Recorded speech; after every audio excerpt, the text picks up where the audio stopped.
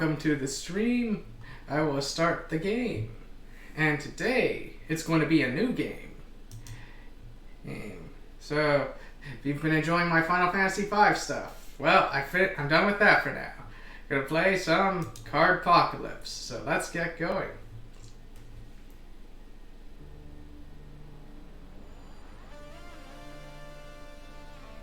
Let's see, just double checking that it's showing. Now, since this is my first stream with this game,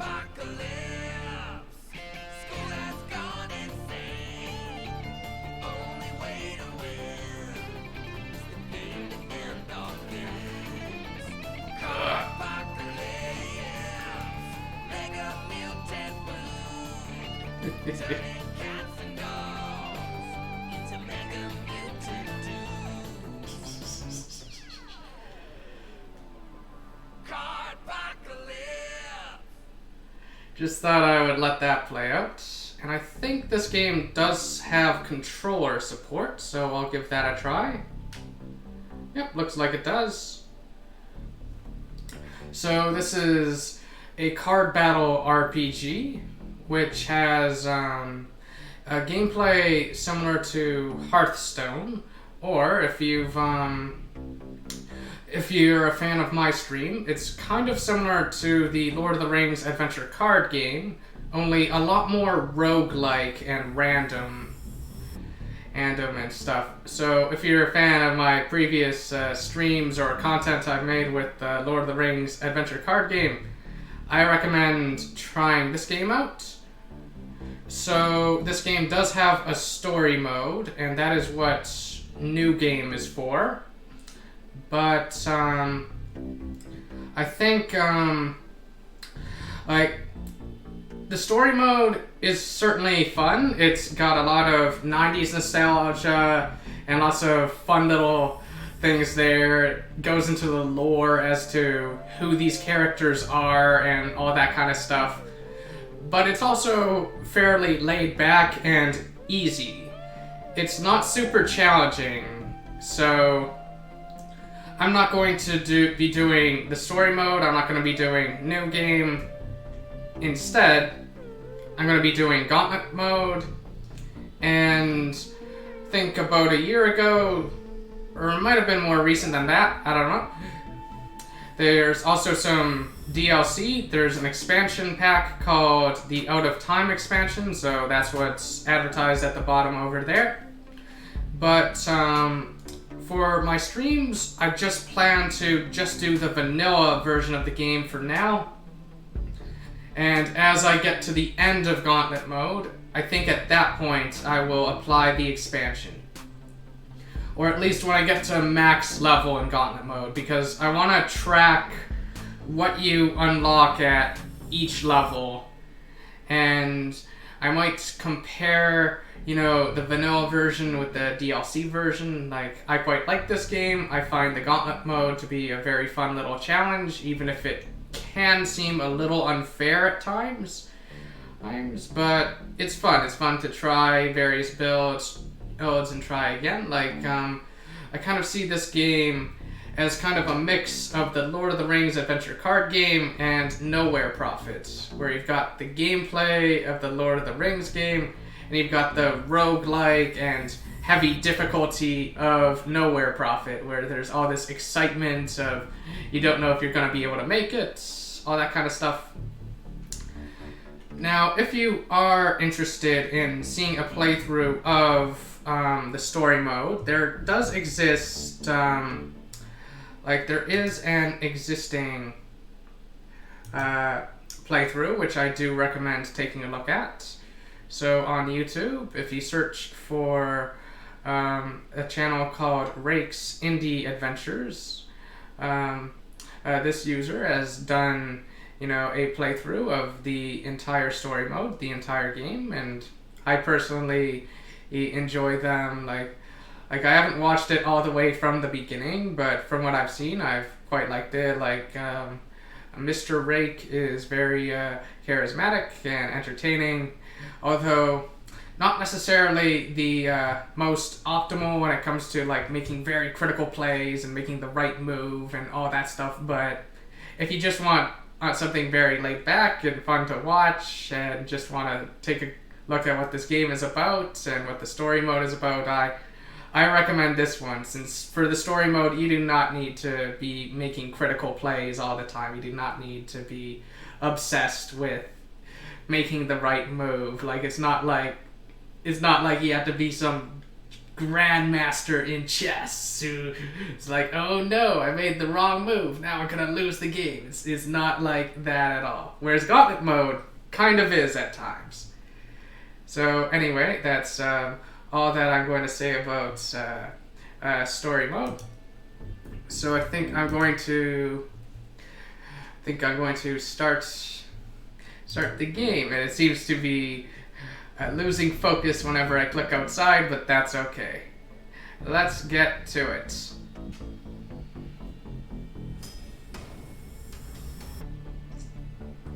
So basically, the Gauntlet, it consists of a series of runs where you try to do a run, you try to beat all of these bosses that appear, and they're random, and some of the power-ups you get are random. It's basically a roguelike version of the game and stuff.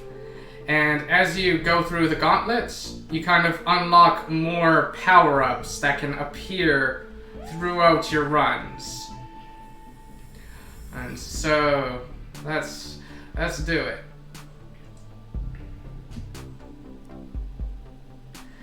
So, as you can see, we only start with 4 characters. These are the 4 starting characters. And their colors are significant. Like the color in the background in particular. So green, orange, purple, and blue. So green is, I think, the mutants. They're, the cats. Orange is the Woofians.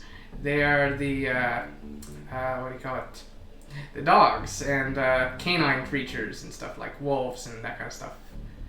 Then we've got the snakes. I forgot what they're called. Are they the snissers or something like that? It'll come up later or something. And then there are the rodents, which are known as, I think they're called either the swarm or the horde or something like that. I really should know that, but these playthroughs aren't really going to be about knowing all the terminology. It's going to be about, what's it called? The gameplay is going to be about making the right moves and figuring out how to win on Gauntlet mode. So, first up, I think I'll just pick Tigereye over here. And if I hit the X button, we can see details about this particular champion that you can pick to do, like, basically the character you play as throughout this run. So, basically, I actually quite like how it explains what the effects do. So, basically, in this game you have champions, which are kind of like your big hero, kind of like in Hearthstone, how you have a hero and it has powers and stuff that it does, although it doesn't really have like a 2 mana power thing like that. It's a bit different. It'll probably make more sense as I just play through the game. But yeah, all 4 of these starters, they all have a very similar ability. So they each give either +1 health or +1/+1 to minions that have a specific trait. And these traits are probably very familiar if you've played like Hearthstone or Magic the Gathering or games of that nature. And each hero also has a Mega Mode. And basically what Mega Mode is when your health gets down to half, you transform into the other mode and you get the stronger power. Like instead of just giving +1 health to lethal minions, Miasma would now... it is called the Sinisters.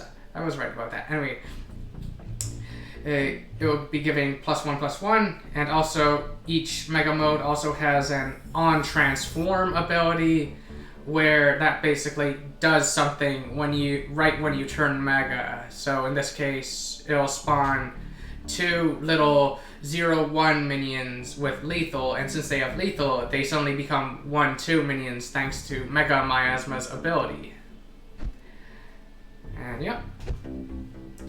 So basically, these factions, like these background colors of each of these heroes, can be thought of as like the colors in Magic the Gathering, or it could be thought of as kind of like the classes in Hearthstone, where there's basically sort of your class cards, and then there's the neutral cards that anybody can use.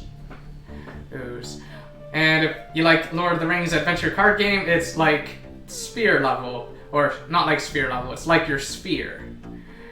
Here, where you can use cards that are of that sphere, and you can also use the neutral cards. Anyway, for this first run, I think I will play as Tigereye. And currently, we can only use one deck, which is called the Tricky Kitties Deck. And I think I'll actually, just for the sake of the guide I'm writing, I think I'll go through all of the cards in each deck, or at least just look through them very quickly.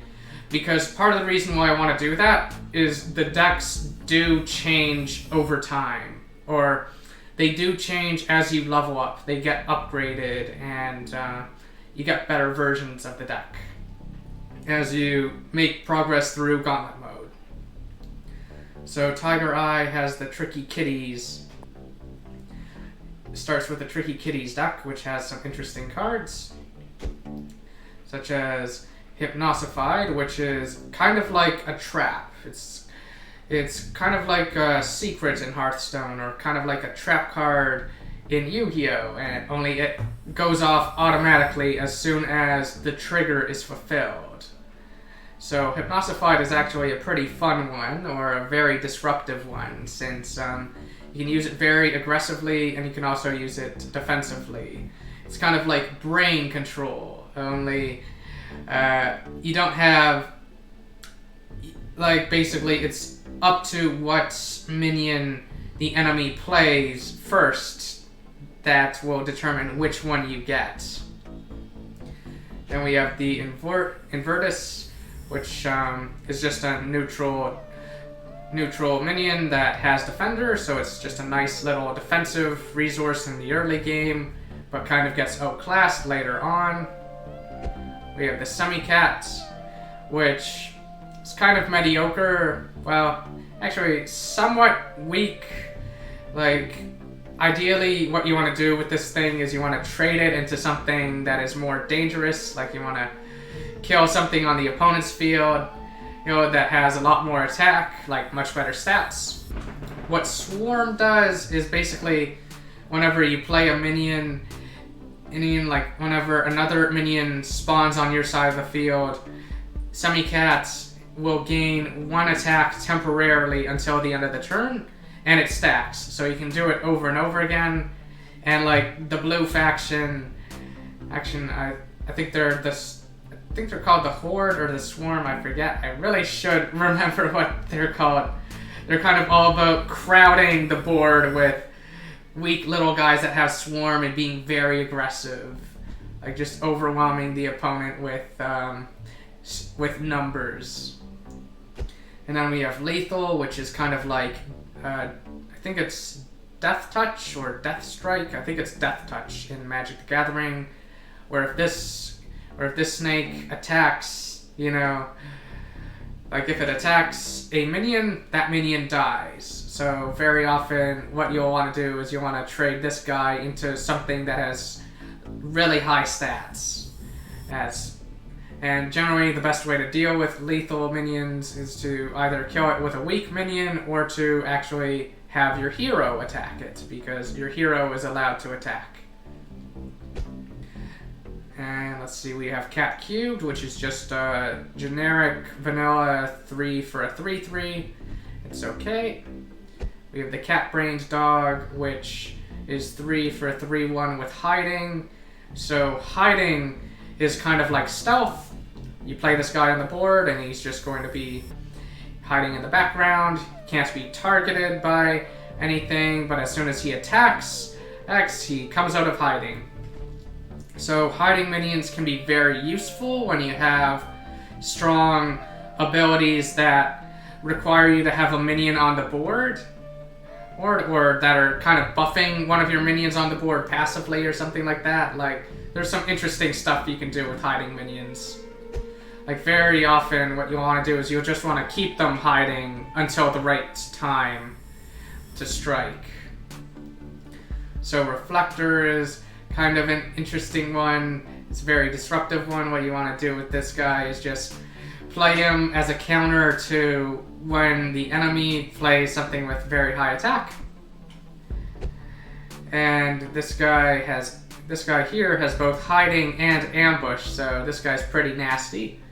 Since what ambush does is when you attack the enemy leader, normally you would take 1 or 2 points of retaliation damage, depending on if the enemy leader is mega or not. But if you have ambush, then you don't take any retaliation damage, and that can be critical. That basically means you can attack the enemy leader as long as, like, you can attack it forever as if you had infinite turns. Like, this guy would never die if he had infinite turns. Then we have the Rabbit Foot. As you can see, there's quite a bit of humor in this game with how it being both a rabbit and a foot.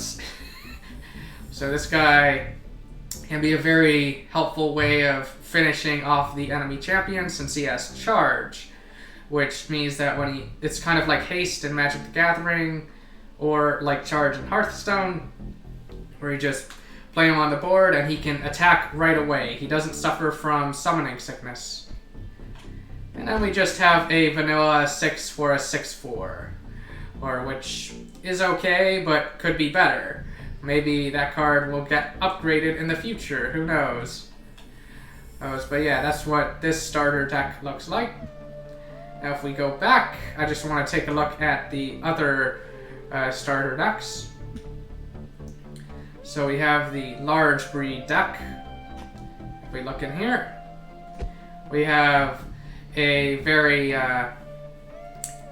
another very nasty mutation. Like, I quite like this one as well, where it's very helpful with minions that have both a lot of health and a lot of attack, as well as defender. Like, you basically want to put a big taunt in the enemy's way, and then they attack it. They're like, haha, I have enough to destroy it. And it's like, oh, but you could have only destroyed it if you attacked it multiple times and it survived the first hit. So now it has 5 extra health, so good luck killing it now. So Needler is a very nasty card. I quite like playing it. So the orange faction, it quite likes cards that power themselves up, and it also quite likes big taunts, like big defensive minions, whereas the green faction, the one with the kitty cats from before, or it likes ambushing, it likes charging, and it likes hiding. Like, it's a lot more aggressive.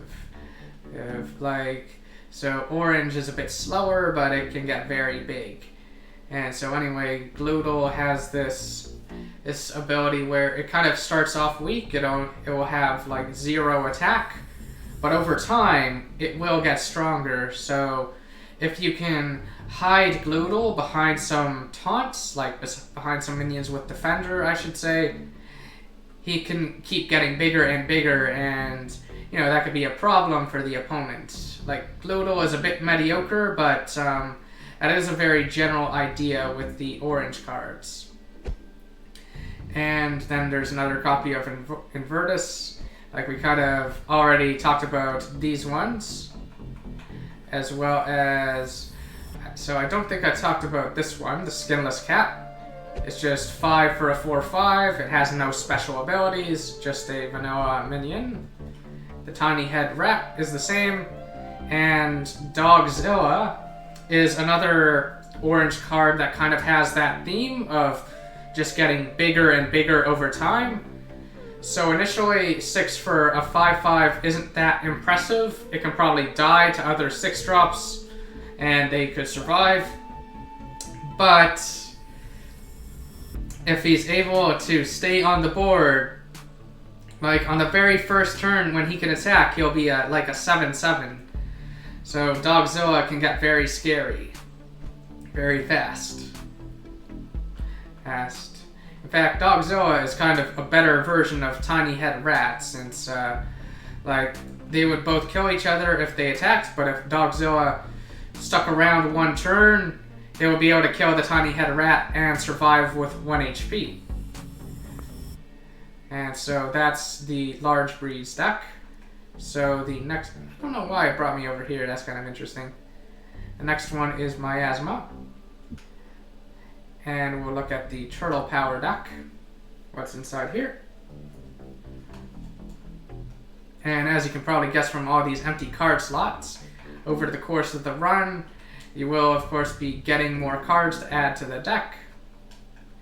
So anyway, here we have Capacitor, which is an interesting mutation. Like, I don't know if it's always good, but it does have some interesting ideas. Like, I think it's especially good later on, like later on in the runs, just because later on your champion will kind of start off with less health than the enemy champion. So like you can play this and it'll just go off right away, and you know that'll be cool. Like basically what it'll do is it'll give your champion ambush, which means that now your champion can go attacking the enemy champion and not suffer retaliation damage. So that can be really good if you can find other ways, like if you can find ways to boost your champion's attack up. But that's a little situational. It's not always that great of a card, but it can be good in the right deck, in my opinion. Although I haven't really mastered the game yet. I have won a few times with a few characters, but I haven't made it all the way. Like, I haven't gotten to max level, and I haven't done it with every single character. So this guy is just 2 for a 2/2 with Defender. In my opinion, I actually kind of prefer the Invertus over this guy, just because I prefer defenders who have more health, that are kind of more of a distraction. But this guy is not by any means bad. Like, he's better than just a generic 2 for a 2/2. And let's see, I think we've talked about these guys, like Semi-Cat Bonus, Cat Cubed, and Cat Brain Dog. So the Spotted Ferret is kind of, I kind of don't like it personally. I don't like this card that much. I'm usually either trying to ram it into the enemy champion or trade it into something that has 5 health and high attack, so high stats. But Spotted Ferret is very squishy. Like basically it'll die to anything that can do 1 damage, and even the enemy champion might feel like just tanking the hit, like just attacking the ferret directly and killing it that way. So it's kind of mediocre. Like, the 5 attack is nice, given that the purple faction does generally struggle with low attack. But it's kind of a mediocre card. Like, the Skinless Cat is just so much better, in my opinion, even though it costs 1 more. Even the Rabbit Foot is better because it can potentially ram into the enemy champion twice, whereas the Spotted Ferrets, like, it doesn't have immediate value and dies very easily. And next we have the Tall Tail. I think that's how you pronounce that. This guy is a nice defender. So the purple faction also has a number of cards that have defender, but it doesn't have big stuff. Like, it doesn't necessarily have massive stuff like the orange faction does. generally one way of playing the purple faction that sometimes works, depending on your champion and the cards you find, is to put a bunch of guys with Defender and basically put some really big stuff that has really nasty effects that the enemy champion really wants to get rid of. Like kind of similar to those big orange cards that keep buffing themselves up. Like basically hide them behind your defenders and stuff. So Tail has a decent amount of health, and I quite like its abilities, like the fact that it has Defender, as well as the fact that it regenerates. The only thing that's necessarily bad about Tail is just that its attack is very low. But might be able to fix that by maybe finding some stickers, because one other thing you can do during the run, like one power-up you might encounter, is stickers, which allow you to power up your cards. So like do things like make them cost less, or improve their stats, or give them an ability. So give them charge, give them lethal, give them swarm, you know, that kind of stuff. I think I've already talked about the rabbit foots. I think don't really have much to say about the skinless cat. And let's see, I think there's just one faction left to talk about. So that would be Hareforce. Or rather, one starter deck left to talk about. And so here we have Nuker, which is an interesting card in the right deck. Like, I don't like it as much as I like the, what's it called, Hypnosis and Needler cards of the Mutant and Woofian factions, but this card's okay. Generally, the idea behind it is you either want to put something on the board that has hiding and kind of encourage the enemy to attack you, so that, you know, you get this one maximum food. Like, food is synonymous with mana, and like it's basically what allows you to play cards. It's what the thing in the top right corner of the card is. That's the mana cost. Like, that's one approach, and the other approach to get this card off is to just fill your board with lots and lots of stuff, so that if the enemy champion is, if you're kind of in a damage race with them, they'll be attacking you, and they won't, you know, have the time to kill your stuff because you've just got so much of it, so they'll attack you. But in general, I do find this card a little mediocre, since like generally the situations where you need an additional mana, like to get an addition, like to speed up your mana, those situations are generally situations where you're kind of mana screwed, where you've kind of got a hand full of cards that are too expensive to play, so you can't play anything, so you desperately want mana. So you know, that kind of makes this card a bit tricky to use if you're in that situation, because you need to actually get something on the board, and there's a good chance that whatever you play on the board, like for example the Invertus, like, or the Burglar Ray, might be something that the enemy champion is like, oh, I'm just gonna get rid of that, you know, that's more important than attacking. So the Invertus and the Semi-Cats I've talked about already. So the Burglar Ray is kind of a very annoying card, like super annoying. Like, it can be fun when you're the one playing it, but when it's played against you, especially if they can play like two Burglar Rays against you, that could just be so disruptive, so annoying, because it now means that, like say it's your third turn and they just played a Burglar Ray, and it's like, oh no, now I can't play the guy who I was gonna play on turn 3 who costs 3. I've got to wait until turn 4.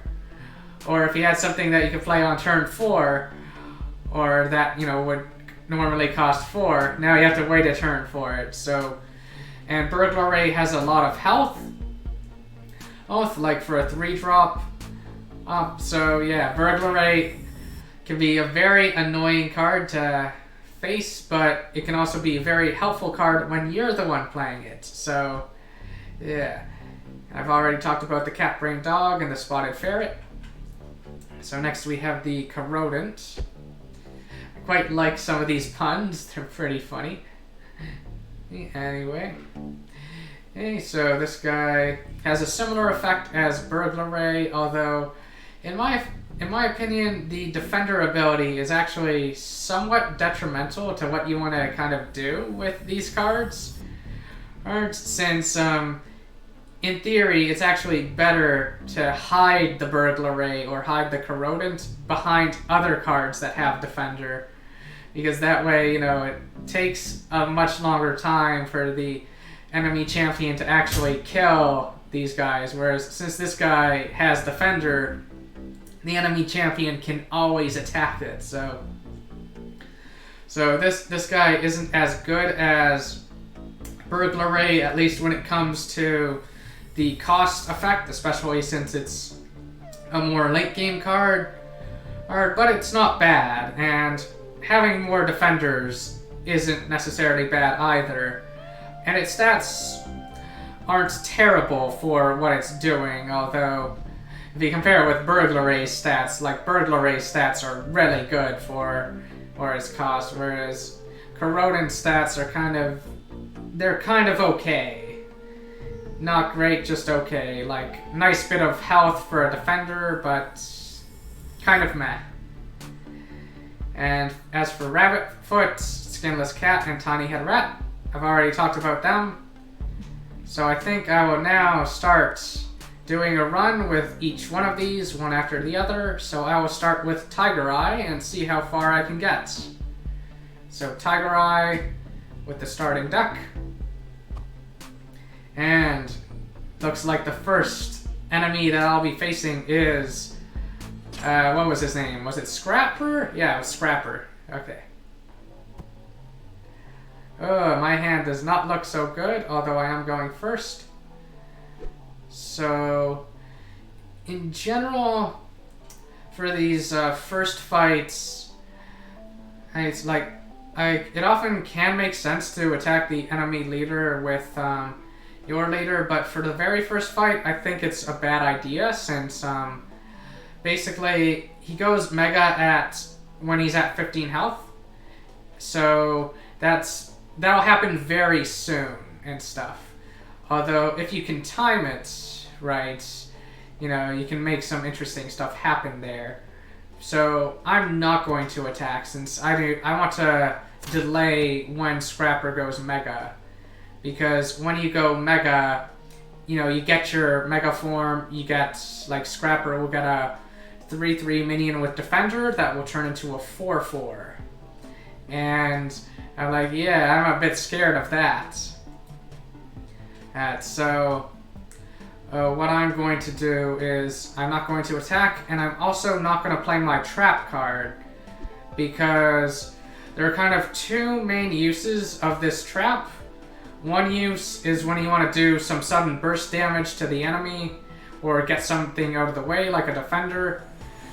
And another use is when you want to basically steal something and then just smash it right into something else and basically kill both.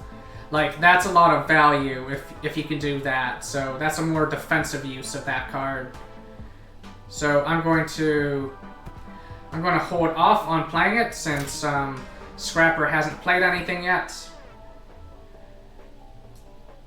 So here, what I think I'll do is I think I will,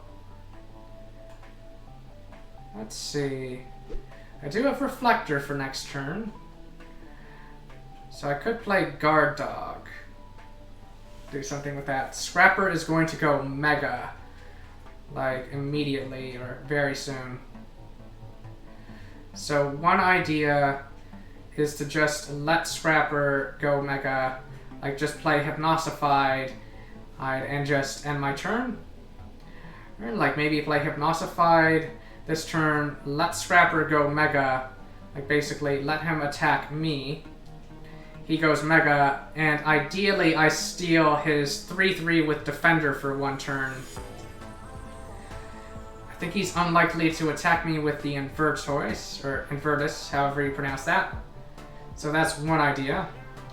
Another play I can make is I can play Boneless on the field. And Scrapper might not be smart enough to destroy Boneless in the correct way, because what Scrapper should be doing is, like, if I play Boneless, if my enemy here is smart, and this is AI, this is not a human, what the AI would do is basically attack Boneless with Scrapper and the Invertoise, or actually, no, attack me, and then attack Boneless with the Invertoise, and then still have the 4/4 with Defender, and then play something else. But I'm not sure if the AI is that smart, but at the same time, I don't really want to rely on stupid AI. I think I would prefer to, you know, make smart plays, or kind of treat the enemy with a bit more respect and stuff. So another idea is to just go with Hypnosified. I'd like just play it right now, and then steal whatever Scrapper plays, whether it be a 3-drop or whether it be the 4/4 with Defender. Or like that's another idea, and I might even be able to steal the unit with Defender. And when it comes to my side of the field, I think it loses the +1/+1, so I think it would fall down to being a 3/3, which means I might be able to, you know, kill something else with that. And if he does play something big, I can always steal it with Reflector, so other play is to play the Cat Brain Dog, but I don't think that's the best play here, since it wouldn't even like, it would be able to kill the Invertus, but maybe not the other thing. So I'm just gonna go with this, and I'm just gonna hit the Invertus, try to get its health down. So I'm gonna steal Cat Cubed. Oh, didn't even attack me. Okay. So then, that was strange. Usually he's very eager to attack. But I can at least kill the Invertus before it becomes a problem. And maybe what I'll do is I'll attack, and then I will steal the, like maybe I'll attack right now, and then play this guy and steal the attack of the guy that he's going to summon, so that it becomes more difficult to kill my Reflector. That might be a good idea. So Scrapper goes Mega. He now has 2 attack instead of 1. So I'm going to play this and steal his attack. So now this is less of a problem to deal with, but he is going to get Cat Cubed back. I hit my face. And I think what I'll do here is, I think I will go Mega myself. And I think I will do it by ramming into Cat Cubed. So I should really think my moves through here. Like, I know I know that I want to play Invertus on the board. And I think I also want to play Boneless. So I think what I'll do is I will have Reflector attack this, killing it. Then I will have Tigereye attack the Cat Cubed, killing that. That will bring me down to 14 health and spawn a 4/1 Meowth with charge, but then it becomes a 5/2 Meowth with charge. So a nice amount of burst damage. Another question is, do I have lethal this turn? And the answer is no, because I have to deal with this Woofian first. So I've got to think about what I would want to do with my 5/2 with charge. I might just be happy to leave it on the board. And I'll probably play Invertus Actually, I probably just ram the 5-2 into Mega Scrapper, just do the damage and lose it. So I'll probably want to play the Invertus and the Boneless as next, since the Invertus can take the hit from the Spotted Ferret, like basically trade with that, and it can also take a hit from Mega Scrapper. So in order to deal with the Invertus, Mega Scrapper would need to play something that has charge. So either the 1/1 that has charge, like 1 for a 1/1 with charge, or the Rabbit Foot. I think those are the cards that it would have. But I kind of like that idea. Yeah, I could also just play the Leech. Like leave it in hiding, but I think these two choices here are kind of good no matter what. Okay, so I now have this guy. I might just ram him into Mega Scrapper. That might be the right play. Since Mega Scrapper has 2 attack, my Mutants will die. And let's see. I think what I'll do here is I'll go for Invertus and then maybe Cat-Brained Dog just to threaten lethal on the next turn. Although if he has a big defender, that's a problem. Oh, he does have the 1/1 with charge. Well, I kind of wanted that trade to occur anyway, so. Now he plays Boneless, and I have lethal on board. A very important trick to remember is that if your leader attacking the enemy champion, if you would both die at the same time, you still win if you were the one attacking. Like, that's not the case here, but in other situations that can occur. So let's see.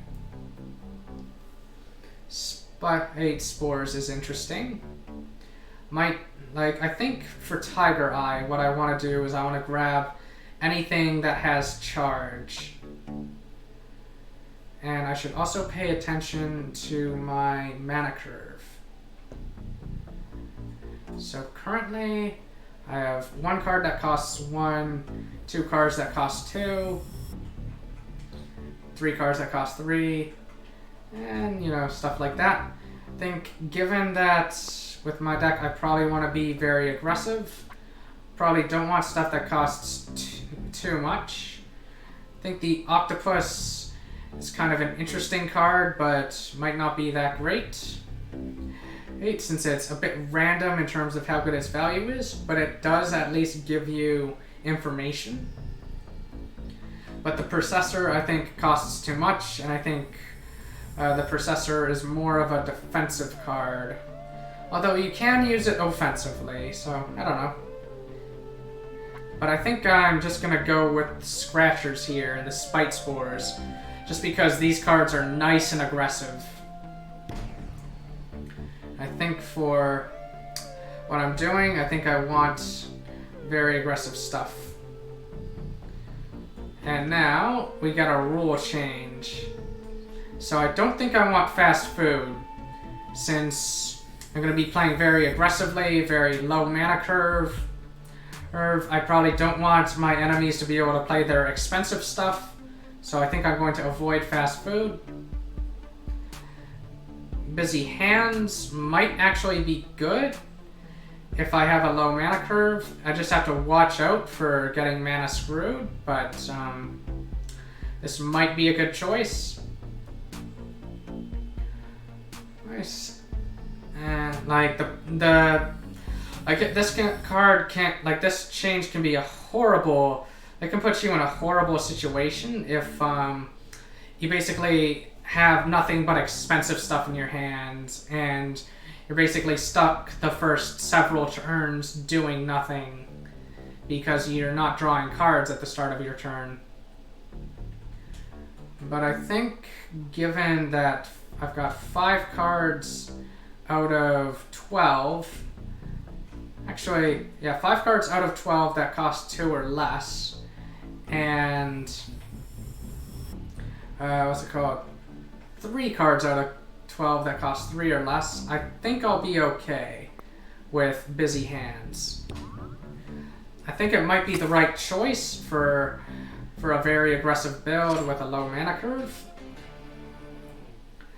Like, I'm a little unsure. I don't think I've fully mastered the game. And here we see I am in that situation I talked about where, you know, I can't do anything for the first 3 turns. But, ooh, and that on transform is one I've got to watch out for. As well as that end of turn ability there. So I think here, I think I will just attack the enemy leader and pass.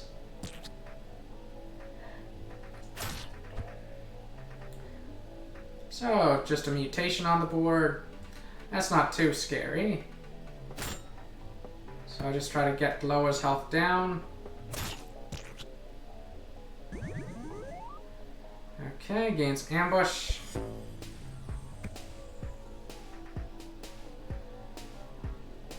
I might want to hold off on playing my cat cubed now. Since the best way to deal with lethal guys is to just attack them. Or to just kill them that way. Oh, now I can't kill them so easily. Okay. Maybe I will play cat cube now just so that I can draw something. And I'll get spike spores off. Just because I gotta play stuff. I can't just sit and do nothing.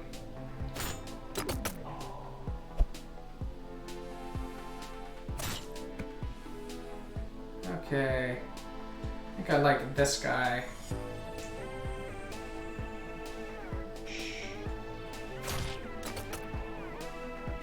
Basically, try to go mega and stuff. Oh, thank you.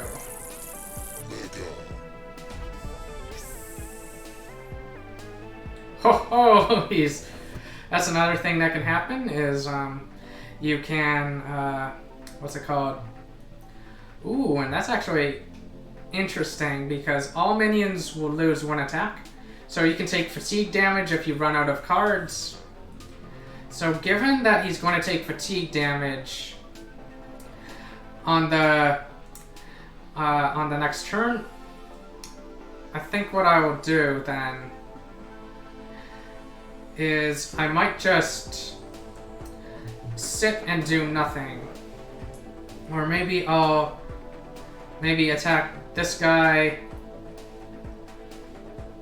and basically let the effect go off. Like, sadly, these guys will lose some, what's it called? Some attack, but at the same time, this guy will be useless. Let's see. This guy has charge. Probably do want to give this guy ambush if I can by activating spite spores. Let's see, and this guy's not mega yet, but he will be on the next turn, so I'll have to kill him very quickly. I think I'll just attack this and maybe play Semi-Cat. Just to draw through my deck a bit. And I'll hold off on my own Inverdus.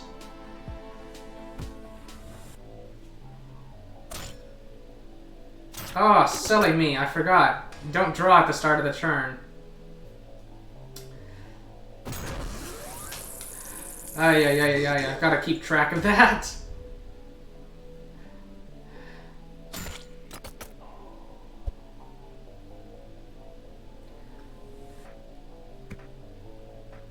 Okay. So I think I want to make this play here.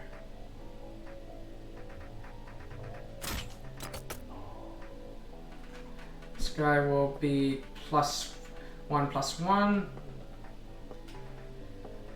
I think this guy wants to attack one of these.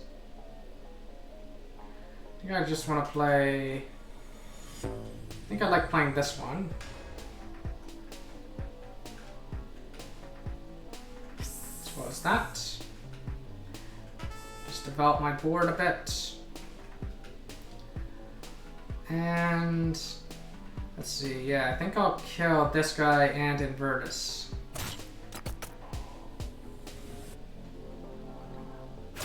Oh, right, I already attacked. I can't do that. But I think I'll try to trade Boneless into Testudo. Ah, he had that. Okay. That is a very powerful mutation, the one that he got off. Although I don't really agree with that play. I think that was a little silly. Anyway, looks like I have won. Yeah, looks like I have. Okay. I think I just played Rabbit Foot and ram into things. So do this. Summon Rabbit Foot. Trade like that.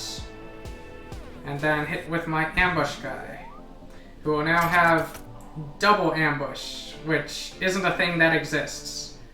But yeah, there we are.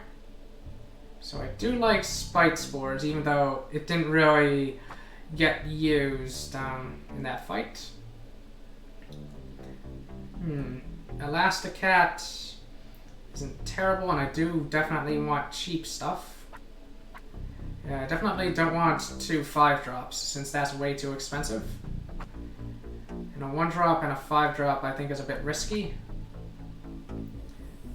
And I do play 2 mutations. And 1 for a 1/2 isn't bad. It's a little slow, but it's not terrible or anything.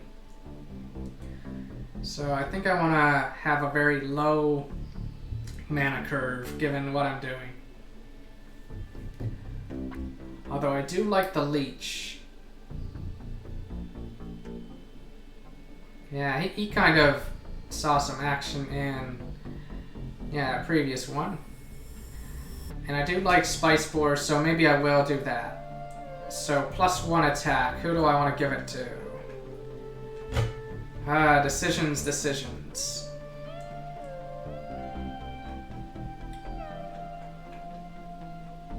Maybe Invertus. Yeah, I like Invertus. +1 attack again. So definitely not Boneless, because Boneless isn't really for attacking the enemy leader. I think Cat Cubed, just because Cat Brain Dog can only really get 1 attack in. So these are the stickers that I mentioned earlier. They power up your cards.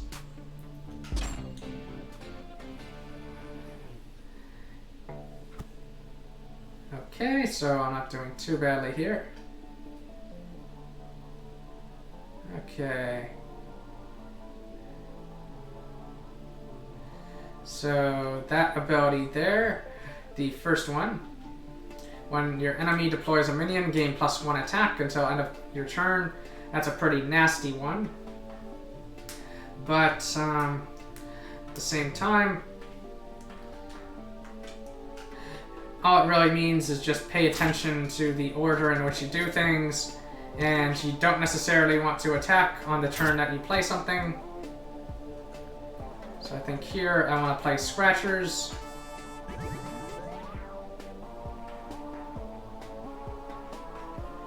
And I want to attack that copy.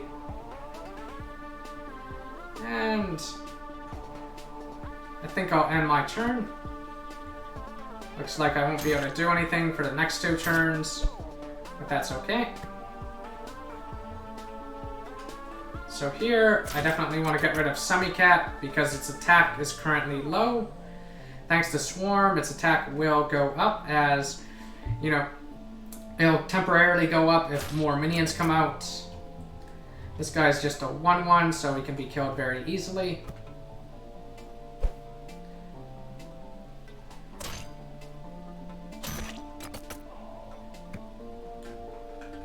So I think here I will just play this guy to steal that guy's attack. And I think I'll end my turn. Suppose I could attack the cat cubed with Tigereye, but I think I prefer doing this. I have to be a bit careful about what this card is. It might be Hypnosify. So ideally I want to play something cheap. Like this. And thanks to Invertus's attack boost, it'll be able to kill Boneless. And I think I'll play Hypnosified. And I'll basically threaten to kill Boneless with my own attacks. Ooh, okay. Let's see what I can ram Cool Cat into. I wonder if Cool Cat ever did save those kids. Anyway, looks like I can't ram it into anything, but that's okay. So I've got to be a bit mindful of how I do this. So I can do exactly 5 damage here.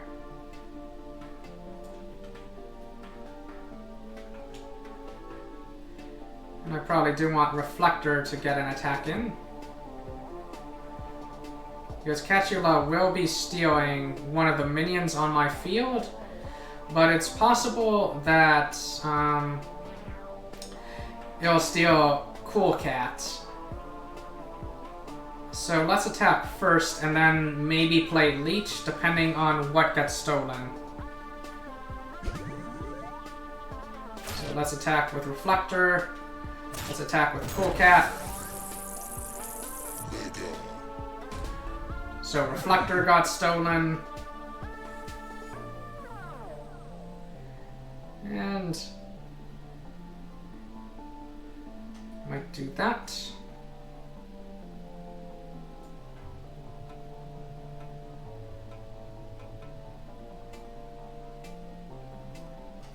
Let's see. So only during Catula's turn does that occur. Okay.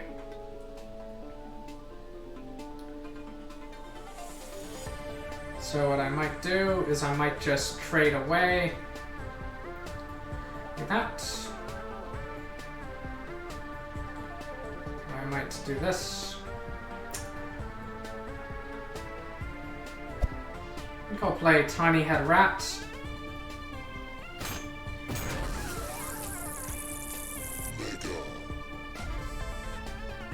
And then just trade those away, because it's going to be a damage race now.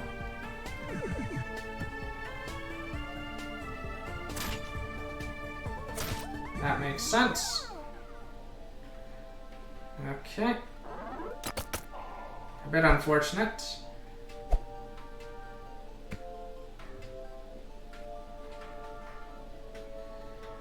Okay, I think I want this guy on the field. Ooh, and this is good.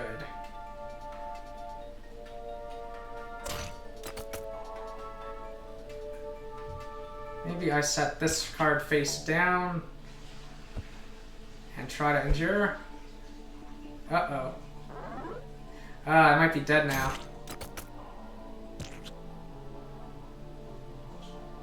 Oh, wait. Did I survive?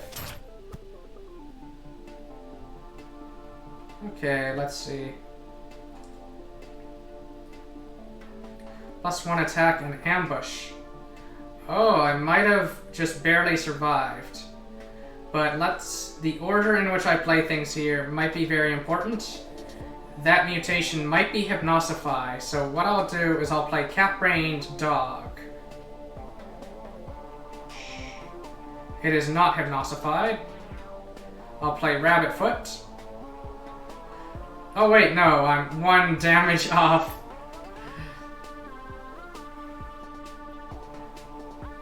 So this guy over there cannot be targeted.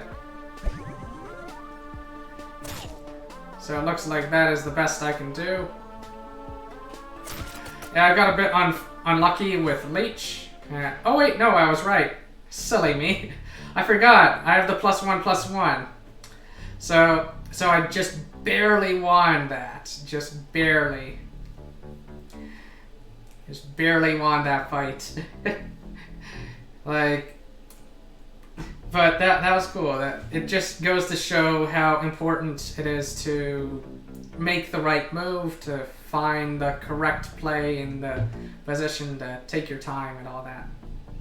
So next we have Gloomer and Shadowcat. Those look good. They're both cheap. I do like Hypnosified though. It's a very annoying card in the right situation. Although it's a better card in the late game. So these two cards are more late game cards. These two guys have Stun, which I like, but they're also more expensive. So I think I'll go with Gloomer and Shadowcat. And let's see. I think starting with 2 extra cards in hand is really powerful. Because it gives you, like with the rule change that I have at the moment, it basically gives you so much access to your cards. Since you don't draw cards at the start of your turn, you only draw when you play cards, thanks to that rule change that I made. So I think this is the best choice, given the situation I'm currently in. Since my deck has a very low curve anyway, it's not trying to play super expensive stuff. And this guy is a little interesting. One thing that I should be doing is I should be examining what the enemy leader's powers are. So basically, this guy's ability is that whenever he's attacked, he deploys a 1/1 with Defender. And when he turns into Mega Form, whenever he's attacked, he deploys a 1/3 with Defender. So this is a very interesting enemy champion. And also when he goes Mega, he deploys a 5/1, which is kind of meh as far as on transform abilities go, just because a 5/1 dies very easily, but the 1/3 with Defender can get very annoying to deal with. So I think on turn 1, since he has nothing out, I don't want to play Hypnosified, since with Hypnosified it's usually optimal to play that when you can ram something into something else. So instead I'll go for Spite Spores, since I almost always want to play Spite Spores. Or since it really helps, what's it called? It really helps with the aggression, since it gives ambush to the thing when it's attacking the leader, so that means it can potentially get more hits in. So I think here I might go for Hypnosified right now and just ram things like that. Although it might make sense to save it, and I'm not really in any danger. So I might just attack like this and call it a turn.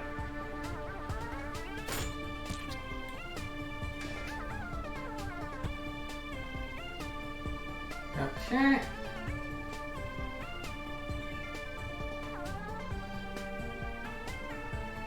Let's see. I think I'll play Shadowcat, who has charge and thus can attack Invertus right away. And then go like this. I'm a bit worried about what that face down card is. So what I might do is I might just do like that. And since Shadowcat is hiding,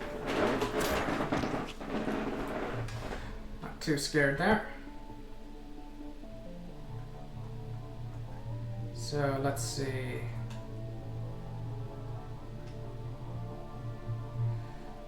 There's even more of that stuff.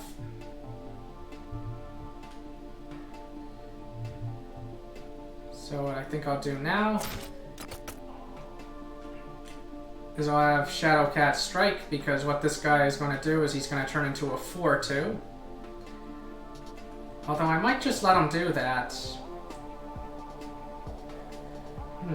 I might just distract him or something. There's no real way to get at him. Don't really want to play this. But what I might do is I might play Hypnosified to counter one of the cards that I'm worried about. And then maybe play Cat Cubed, or maybe play Semi-Cat. I think Semi-Cat might make sense. And Shadowcat can stay hidden. Okay. Ooh, very interesting. I think I'll steal that card. And I wonder if he's gonna morph. Yes, he is. Okay.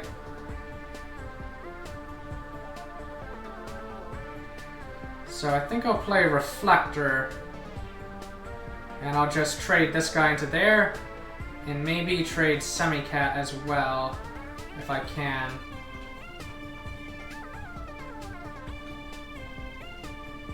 Let's see. Reflector, steal that guy's attack. Trade away. Trade away. Maybe even go Mega on purpose.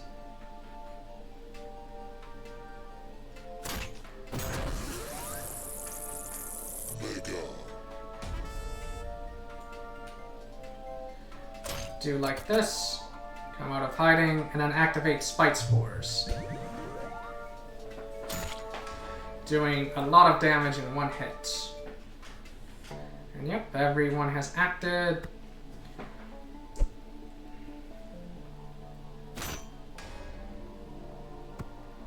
Okay, let's see. So this guy definitely wants to hit the face. If he can, this guy can eat that. Let's see, so maybe you attack that. You eat that. You eat that. But maybe don't attack. Maybe don't attack him just yet. Maybe you can eat that. Yeah, let's go like that then. Kill all his morph stuff.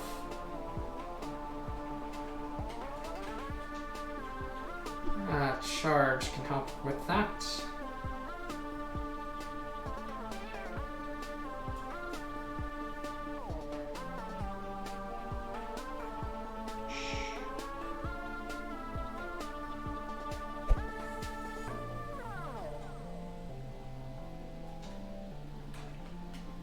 Yeah, let's do that.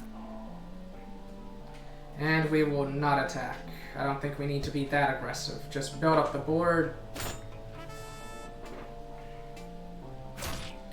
That was a very strange play. It made more sense to attack this guy since he's a much bigger threat. But anyway. The AI can be a little silly sometimes.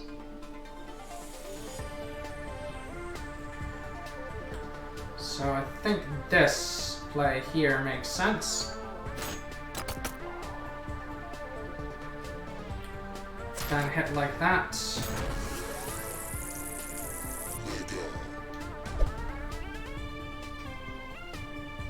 And you hit like this. Do I have lethal? I don't think I do, but that's okay.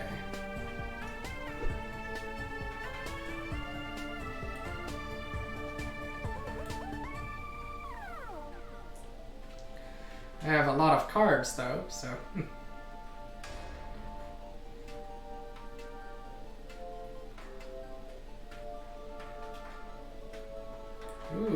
can get a free hit in. That's good.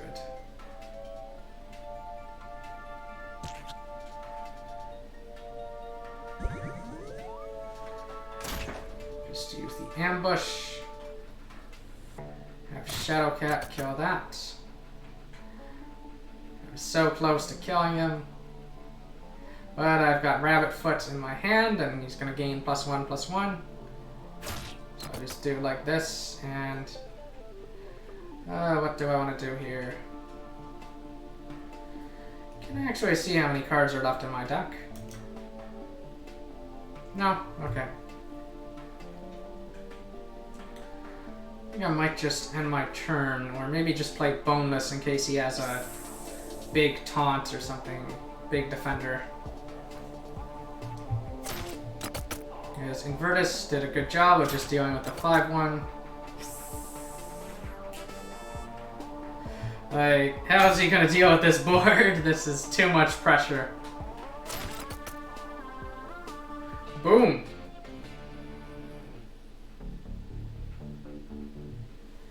Okay, so I do like Slick in general, although I think he kind of costs a bit too much. Although, if I look at my mana curve, let's see, got a good amount of stuff that costs 1, some stuff that costs 2, a fair amount of stuff that costs 3. I've got 2 leeches already.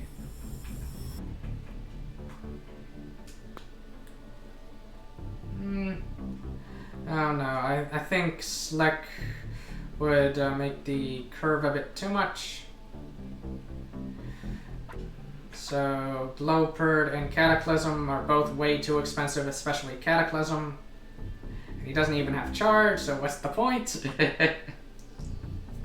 Whereas Spite Spores is a card I quite like, just because giving ambush to things is good.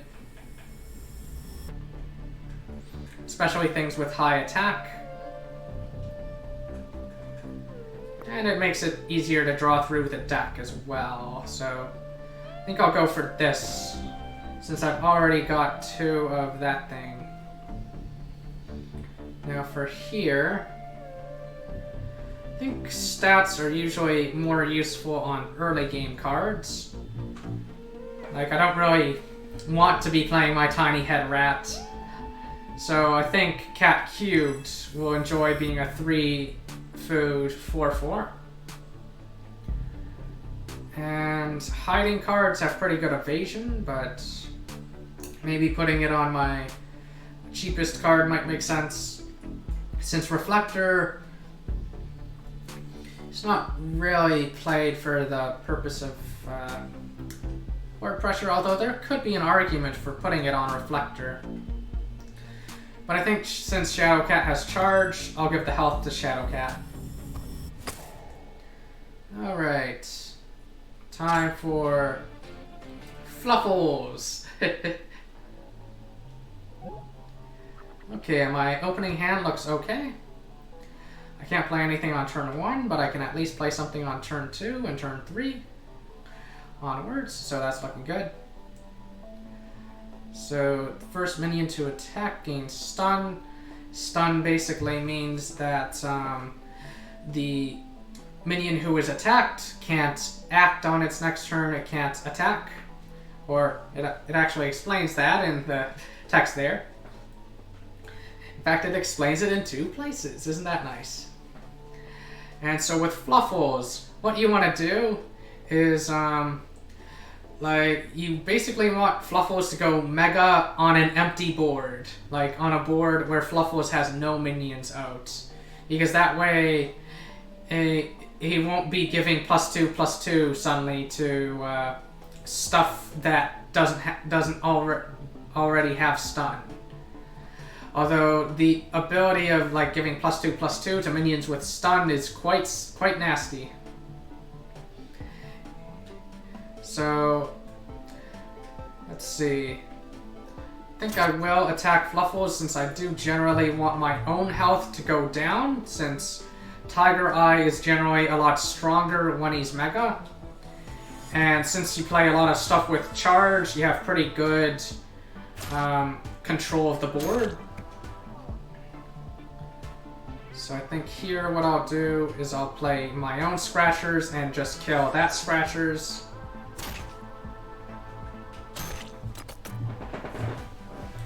Just try to keep control of the board.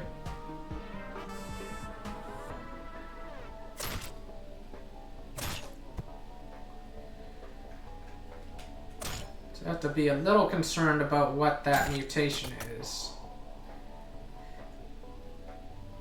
Although if it's Hypnosify, that's not the end of the world. So it is not Hypnosify, so that's fine. Since I would just lose Scratchers if it was. Or I would take face damage, which is also fine.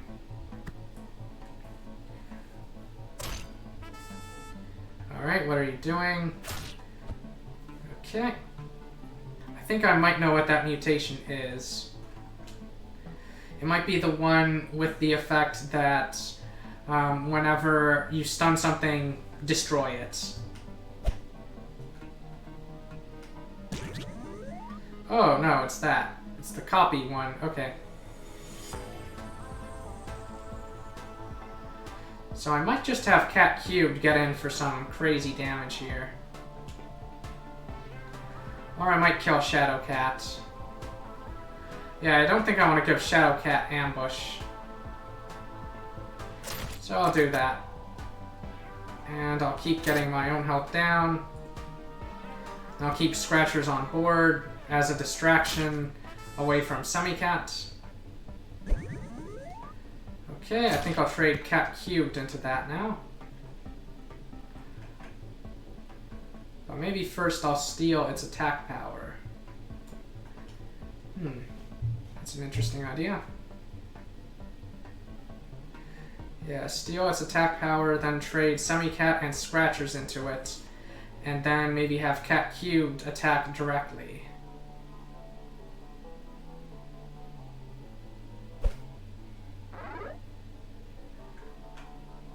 Let's see. Yep, that seems good.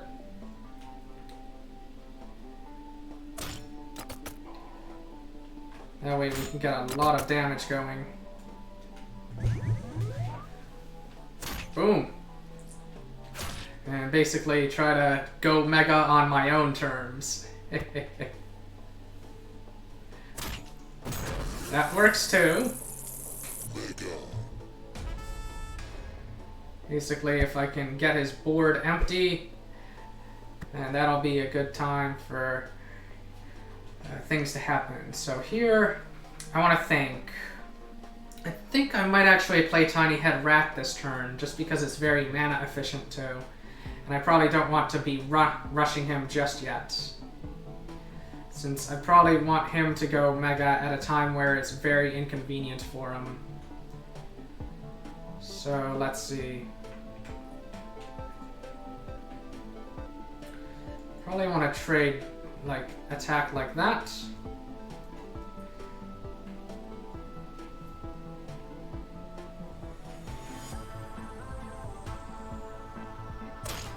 Yeah, let's do like this then. So Meowtent gets stunned. That's okay. Cat Cubed also gets stunned. But I get a nice bit of aggression. And I think attacking might be a mistake, since that would bring him down to 19, which means he can attack any of these guys. Although actually he has Tiny Head Rat that he can attack. So maybe Tiny Head Rat was a mistake. Okay, that's a huge mistake by Fluffles here. Should have played stuff first and then attacked. Okay, I might have game. Let's see. 6, 8. Oh, I might be one off actually. So this is 5. Yeah, 13 damage. Okay. Have to be careful. If that's Hypnosify, I'm in trouble.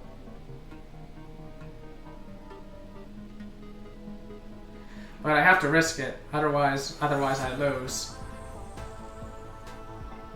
Okay.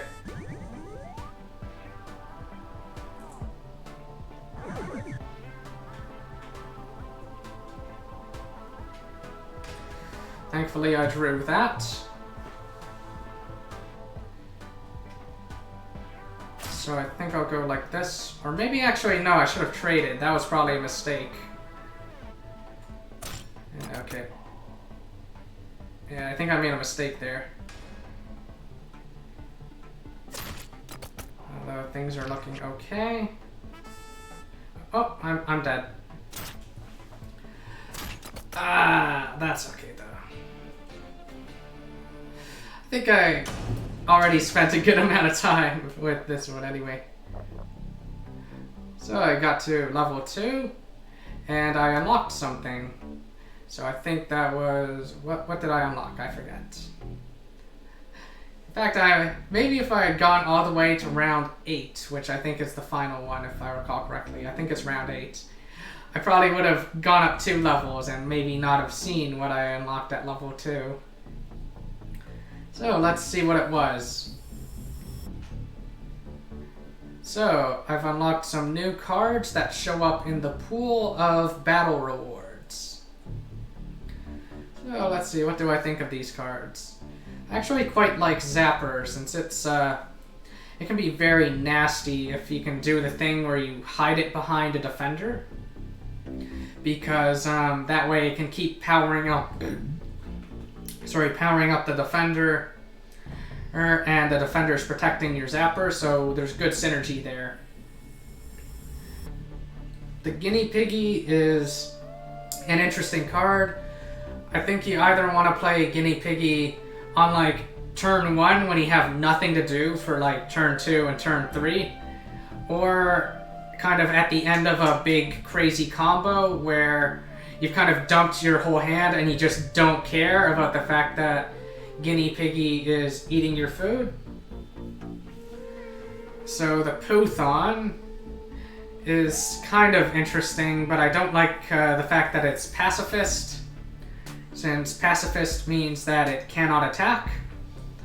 Like basically it'll kill whatever attacks it. It's got a good amount of health, but it can't attack, you know, stuff itself.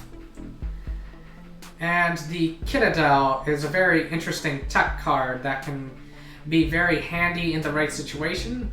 Like, I think with the Kitadel, you very often aren't going to be playing it on turn 2, actually. You'll be waiting until later, and then dropping it to just get rid of all the defender minions on the enemy side. Like, just remove defender from them, and then just finish off the enemy leader that way.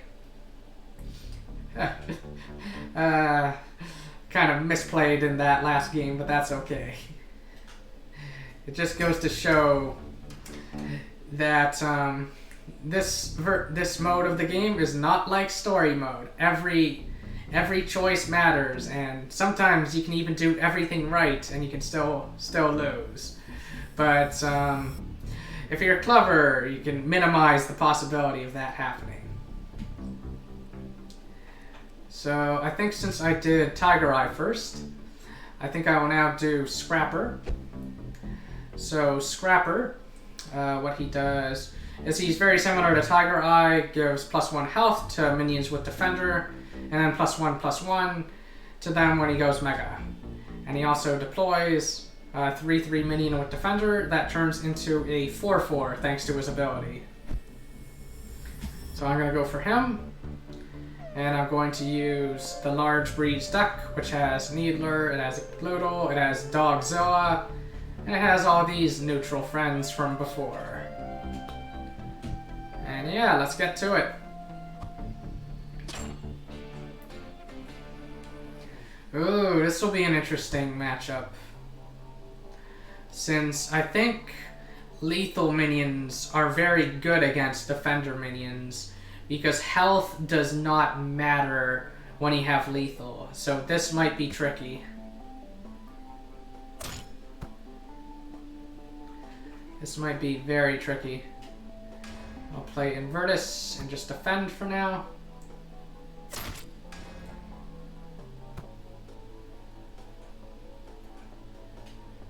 Let's see, he's going to go Mega very soon.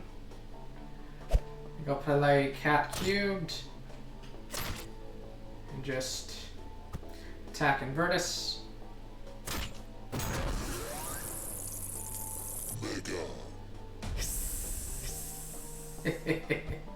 So Cat Cube should just trade with Boneless over there.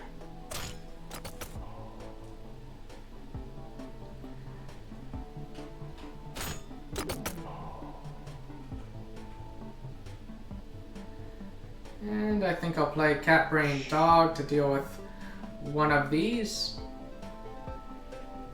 And I think I'm fine with just not attacking with anything. Like basically protect my health a little. Okay. So Cat Brain Dog can kill that one, and then I can kill the other one.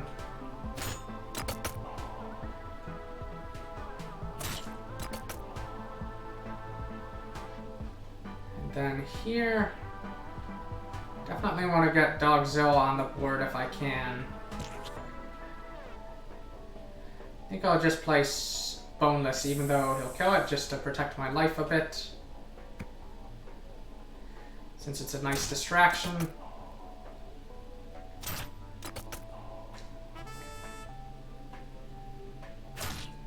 Okay.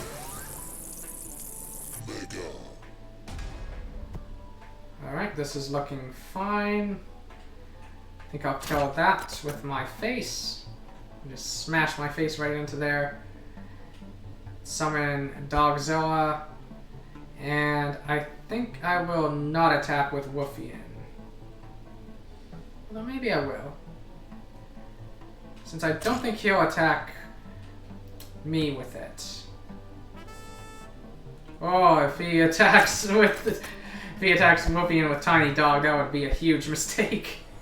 For a number of reasons. So, okay, looks like I did okay here. Managed to deal with the lethal stuff, and yep. Like sometimes you actually can lose in the first round. Like that has happened to me before. But let's see. In general, what you want to do is you want to try to put off when the enemy leader goes Mega as much as possible. Like you don't want to force it. You don't want to be proactively attacking into them. So the Hot Dog and Pokey seem good. Let's see. Don't really care for these. These are kind of all mutation cards. So I think given that I like defenders, since I give them health or even attack when I'm Mega, I think I'm just gonna go for the Hot Dog and Pokey. That's not a dog, that's a porcupine. Now, there is a good question. Which one of these do I want to grab? They're all kind of interesting. I might like Fast Food, given that some of my best cards, like some of the best cards that you get access to are very expensive and stuff. Like they have very high mana cost. So I think I'll go for Fast Food. Kind of do the opposite of what I was doing with Tigereye, where instead of doing a very low mana curve deck, maybe now I'll do a very high one. Or at least grab stuff that costs 3. Like stuff that costs 3 or mutations that, what's it called? Mutations that are really good, like, what's that one? Needler, I think is what it's called. So I think either Cat Cubed or Cat Brain Dog here. Could play Cat Brain Dog very defensively and just trade it into whatever Poothon plays, but I think I'll go for Cat Cubed since maybe I can get some value. And let's see. Probably do want to trigger, what's that thing called?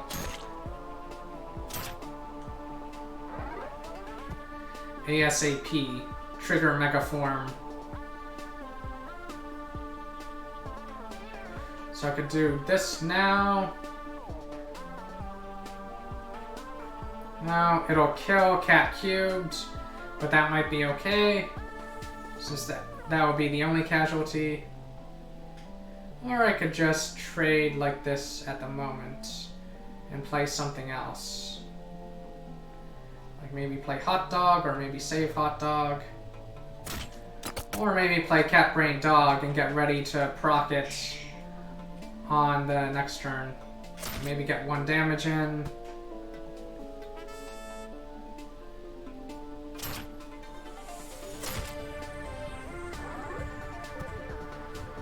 Okay, so here I think Cat Brain Dog can go into there.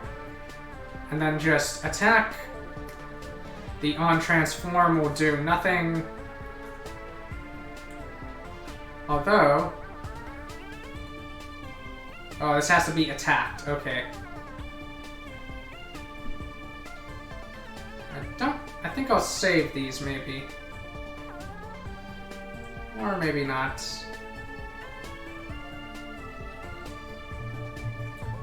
Could always attack like this, try to get my health down a little.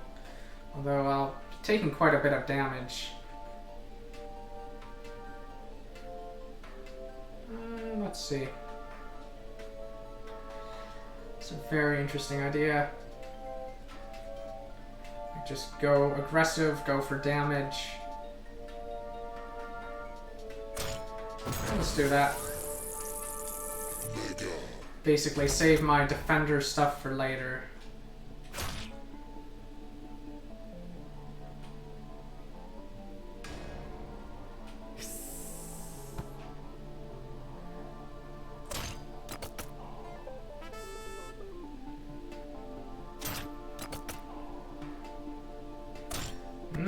Not the right move. It was more correct to attack Boneless.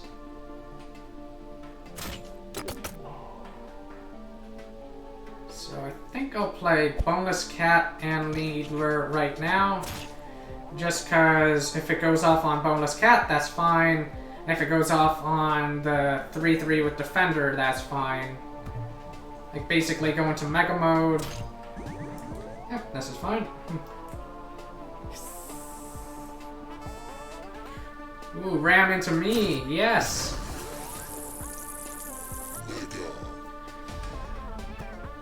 Do I have lethal? Yes, I do. The AI is not making the smartest of plays at times, in my opinion. Like, that is one thing that you do have going for you. So let's see, these guys both have Defender and they're expensive, but thanks to fast food, I'm not too worried about expensive. And I like both of them, so let's do that.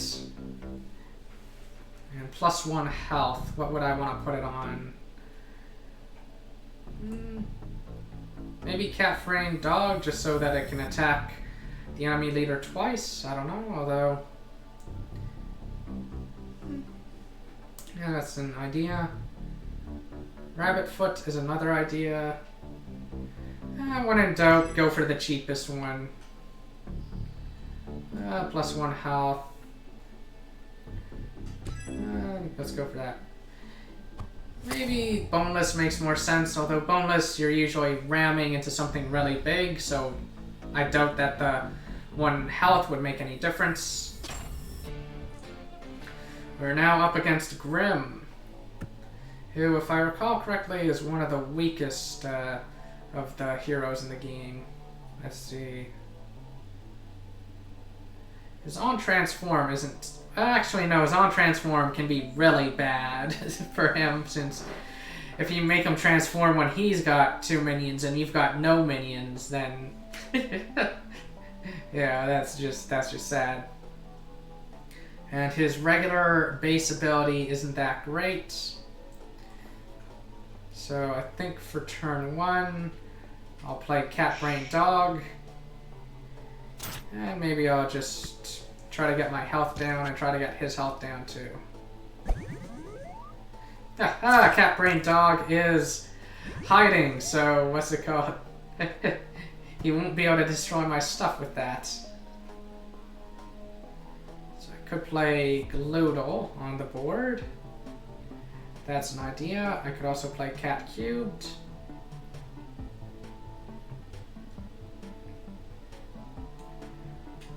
Let's see. I think I'll do this. And maybe hit face, go for 6 damage. Just try to bring his health way down. Oh, that's not the right move in my opinion. I have to be mindful of... Actually, no, I don't. Ah, order, lol. I should have attacked face first. Alright, this will bring him down to that, although I don't think I'll attack.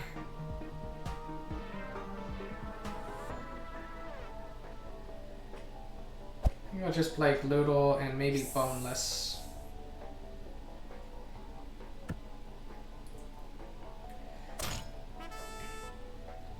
Charging into what? Didn't want to eat Gloodle, I see.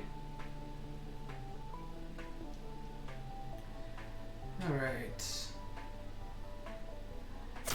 I'll just very patiently sit here.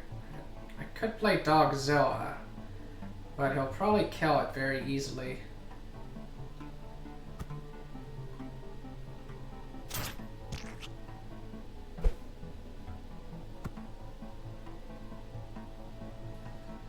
Oh, I could detonate that. But I think what I'll do is I'll just... what's it called? I think I know what that purple thing is over there. Let's see.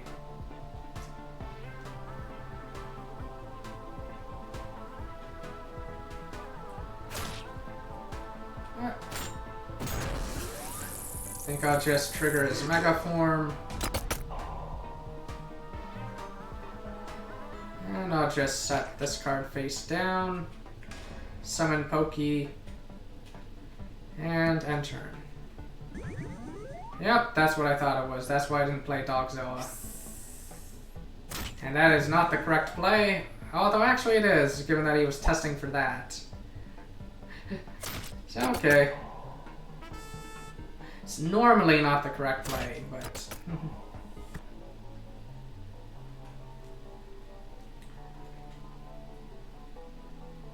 Still has a fair amount of cards, so that's not that detrimental. Could play Dogzilla right now, but he can kill it very easily. I think I want to just hit his face. Play this big guy and hit face. That might not be smart. The other way around might have been better. I'm tired of all these snakes in this game. Is that how that meme goes? No, it's whenever any minion is destroyed. Okay. So I should hit his face like that, and then I should hit like this. And let's see. Maybe play Dogzilla now? I should think about my next turn and what I'm going to do on it. Since he'll have to tank the hit with his face if he wants to kill Smolder after doing that. So I think I will have Smolder attack. And I'll have Rabbitfoot at the ready to charge into his face. So I'll play Dogzilla now then. Or Skinless Cat. Could play Skinless Cat, but I think I like Dogzilla now, just because I can do both on the next turn. Okay.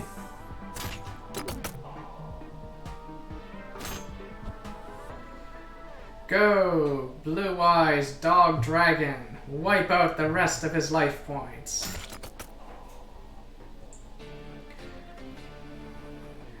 And that's that.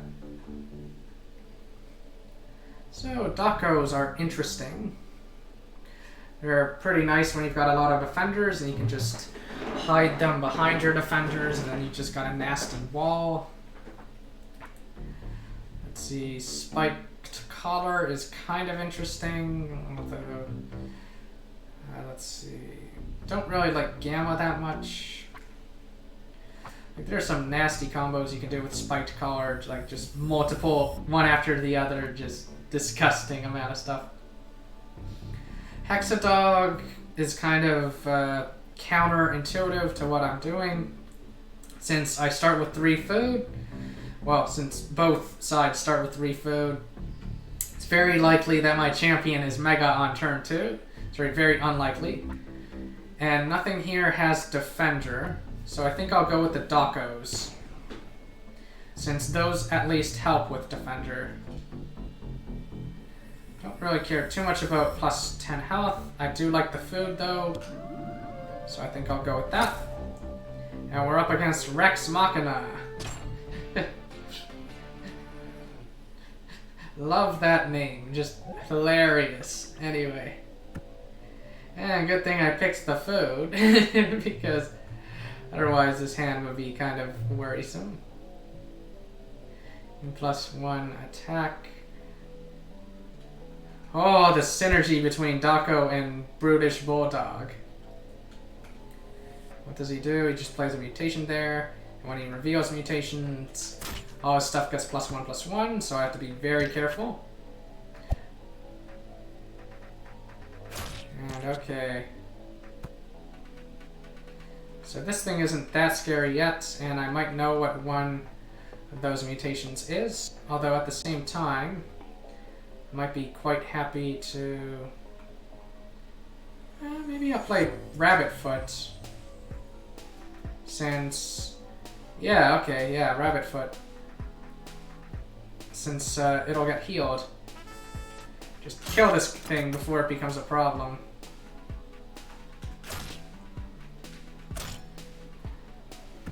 Maybe get 2 Dockos on the field. Okay. Now I'll play Brutish Bulldog. And I think I will not attack anything because one of those is probably Needler. Especially since there's another mutation that gives +2/+2 when you deploy a minion with Defender. So I'll just try to get my other Dako out onto the board. Just try to kill things.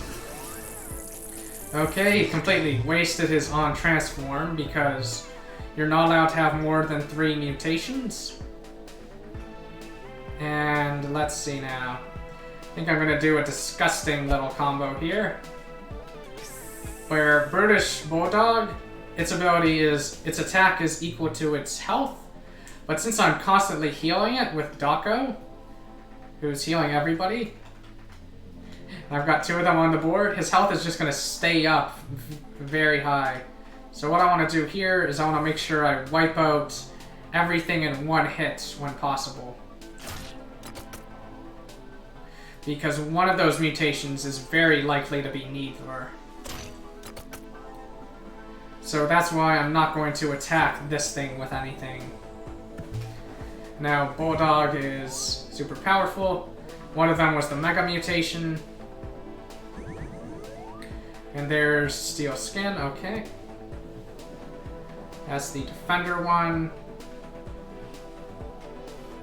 So I think what I'll do is I'll play Needler face down, as well as Smolder. Since I'm in no rush at all to attack anything, I think I'll just do this, and maybe just trade Boneless into there. He has got a lot of attack though, so that's a little concerning. And also, kind of in no rush. Although there is kind of a non-bow, like a anti-synergy with Smolder here. Since this guy's gonna heal that damage, but at the same time he's got so much health that I'm not too worried.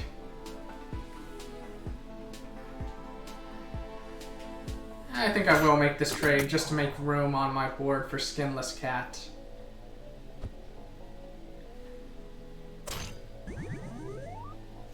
Oh. Now I just got a massive wall. So I think Bulldog wants to attack.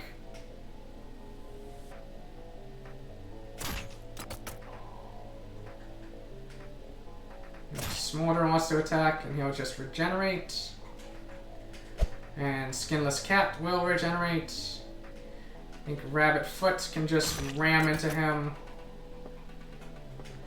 And play Cat Cubed. And I don't think I'll ram myself into him. Notice that Bulldog only has 5 attack now, but, you know, that's fine. And 5 attack is exactly what I need to avoid Needler. So I'll do that. And yeah, it looks like just attack with face, because why not? That was easy. Although I think I got a lucky hand. And let's see, I do like Steel Skin, that's a nice card. I could get a Pokey and an Astromut, although the Astromut is less good because just because it's a 1-drop minion when we're starting at 3. Hexadog I don't like. Dogzilla I do like. I think I want the Steel Skin. Just add a little bit more cheap mutations in here since this is a Defender deck, so might as well play stuff that synergizes with Defender. So let's see. Don't really have a problem with the cost of Steel Skin. I think I prefer just getting Bulldog out to turn earlier. And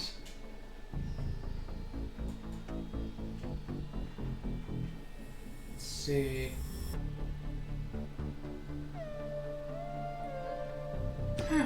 Let's just do it on Daco because thinking of in general, if I'm starting at 3 food, then having a 0 cost mutation's not that great, but having, you know, a 3 drop in my hand is good, so that's kind of my line of reasoning over there. And yeah, it looks like I am starting with a 3 drop.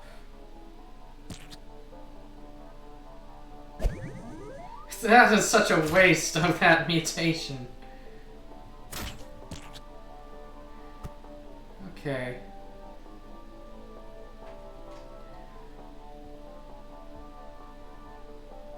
Give a random enemy minion -2 attack, eh?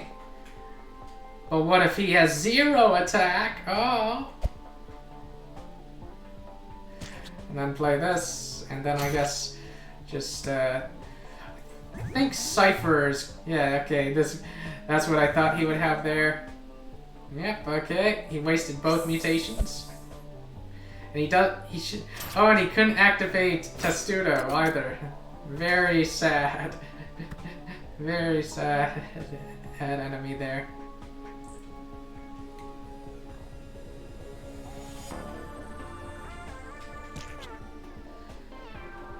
I think I'll just set more stuff face down and attack there. And yeah, Mega Cypher is, let's see, in my opinion, one of the worst Megas in the game, just because your minions can't attack anymore.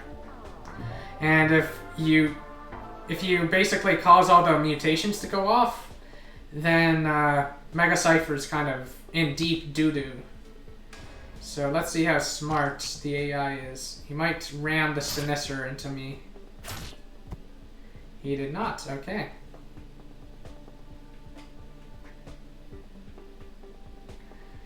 Alright. I think I'll play this guy. And my turn.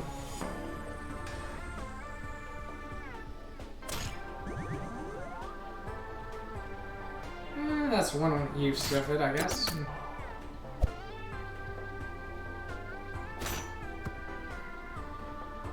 Okay. Ooh, that's an interesting card.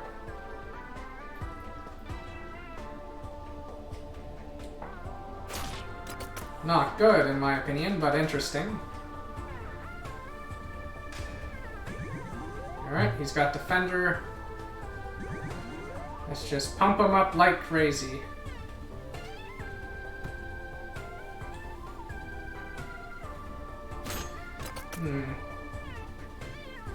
Not smart. Oh, that was funny. Alright, I definitely want to get rid of the Poothon somehow. Could just ram into it with my own face.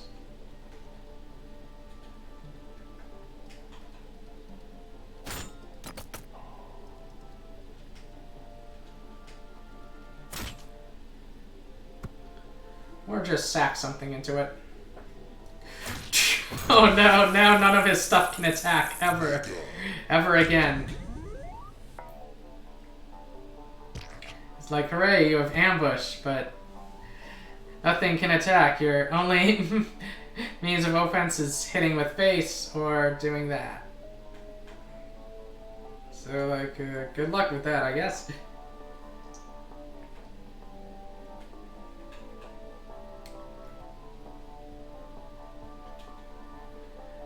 Let's see. Go play Rabbit Foot. Smash that thing away.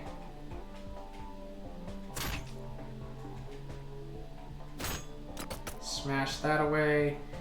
And like, even if he spawns like snakes onto the board, they can't attack. So that's why I consider Cypher to be the worst mega in the game. Like, this 1/1 that he spawns, it's not going to be able to attack. Or one of the worst megas in the game. Like, this thing has Pacifist, it cannot attack because of his ability here.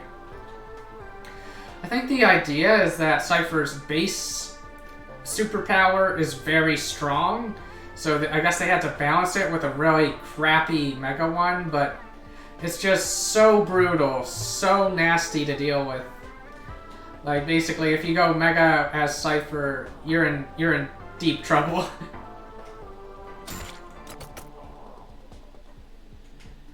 And I think just Dogzilla, because why not?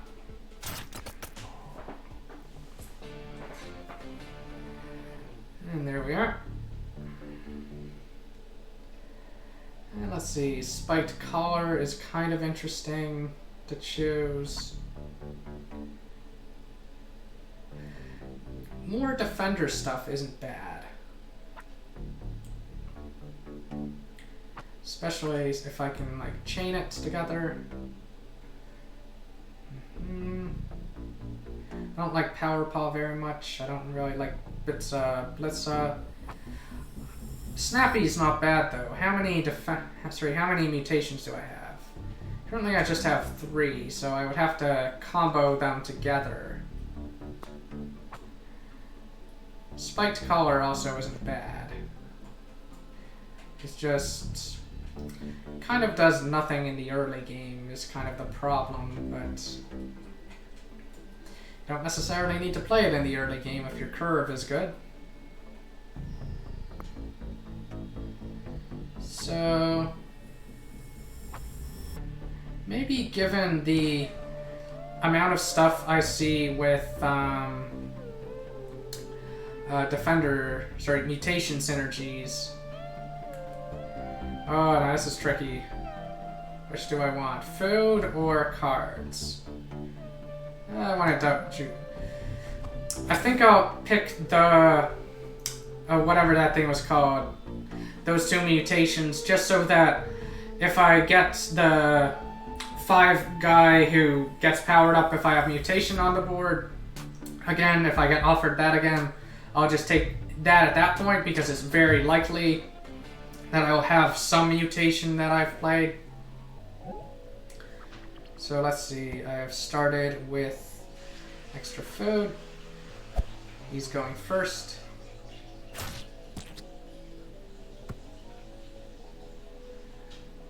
And let's see now. I want to chain Steel Skin Hot Dog.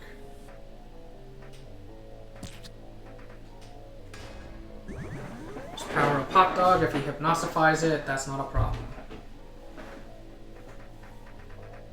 And probably just hit face. What's your ability? Your minions have +1 attack. Ah, so that's why his power went up. Sure, his attack went up by 2 instead of by 1. Okay. And let's see. You reveal the hero himself gains attack. Okay. So he's trading as I expected him to. Now he's attacking like that. I think I'll set this down right now because I don't think there's any better time. Since I don't want to play Rabbit Foot at the moment, although I could, but I think I should protect this guy. So I'm going to go Spiked Collar and Dako. I might know what that mutation is. I might be able to guess what it is. It might be when this guy attacks, it'll instead hit another target. I think there's one that does something like that. Ooh, nasty. Got the Kitadel. Okay.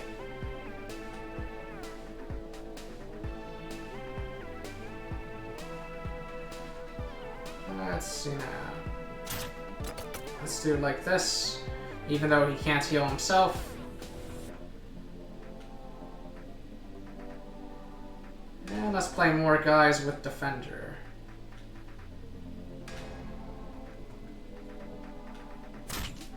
Force him to come out of hiding.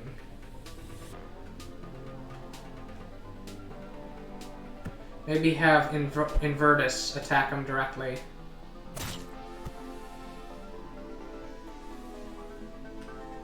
Alright, Invertus. Let's do it. Okay, it's not the one I was thinking it might be, but that's okay.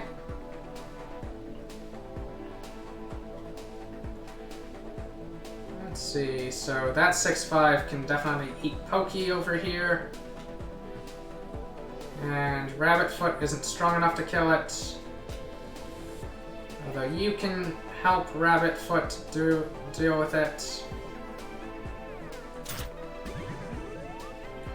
Ah, that's what that was. Okay. Forgot about that one.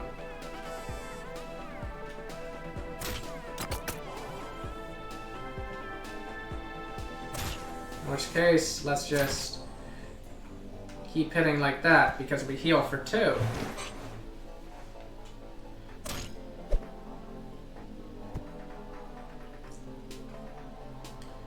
Maybe I'll play Smolder on the board.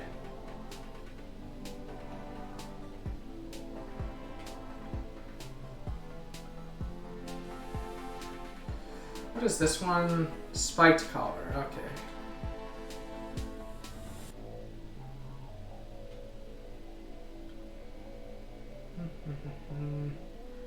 You might trade Smolder away. When he goes Mega, what happens?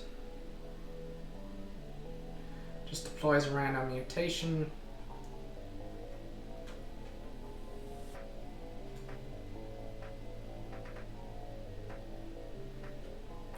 Might make sense to have Boneless at the ready. Although actually, no. Smolder for some extra defense.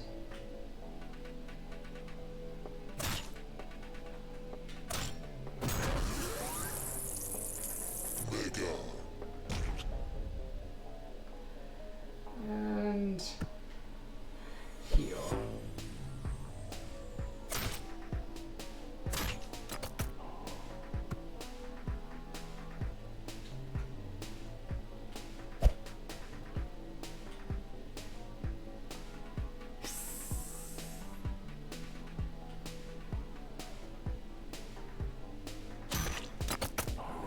Like that. Oh wow, what happened there? Oh, I see, it's because he went Mega, I see.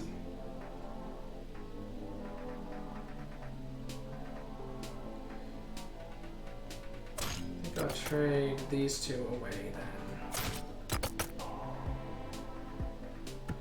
Though that might have been a mistake.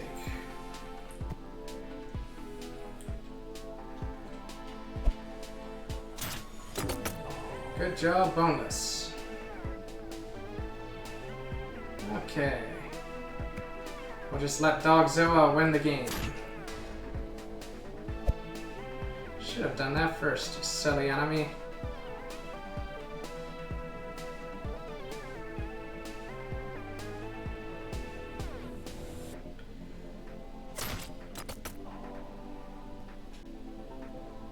Oh, I have lethal this turn. Dogzilla first. And yeah. Okay. I don't know if I played optimally there, but I think I played okay. Alright, Hexadog I don't like. Atama is okay. Let's see. Pincher is interesting. Seeing iDog is interesting. Astromot, that is definitely no. I think I like them. Let's see.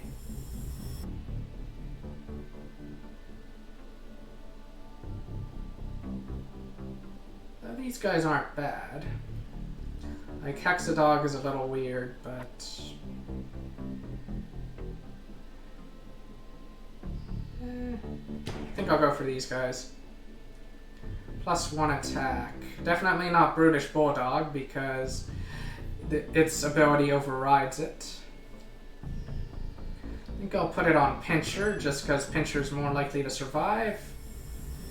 +1 attack, I think on Invertus. +1 health. Let's see. I'll put it on Cat Cute. So I'm at round 7. Does it go to round 8 or is it 10? I don't remember.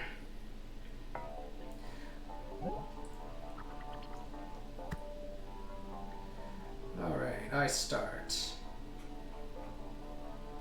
So this guy has a lot of nasty mutations. I might just get obliterated by what he's going to do, but the last couple fights are very scary.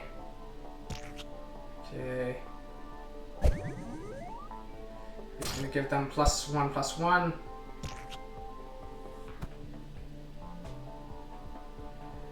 Okay.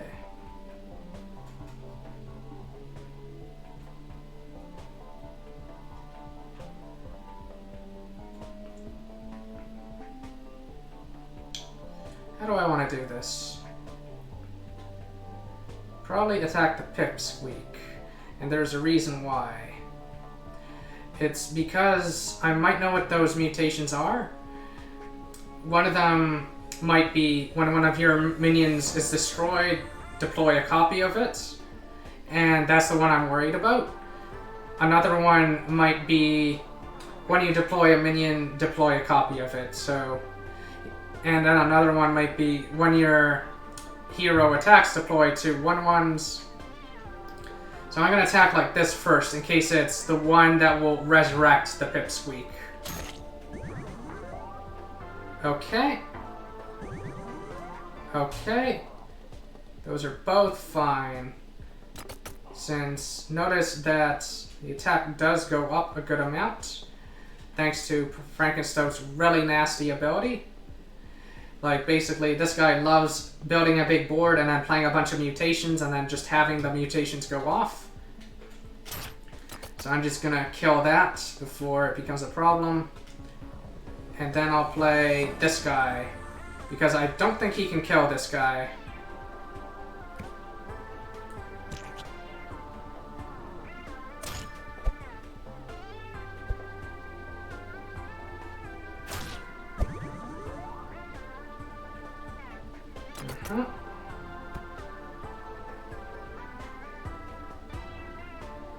Alright, I might go for Spike Collar, Needler, and Boneless. And I might try to keep Brutish Bulldog on the board.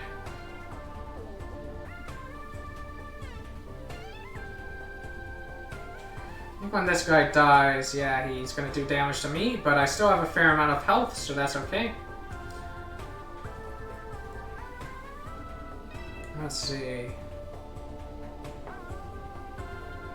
I think I want to still get value from Bulldog.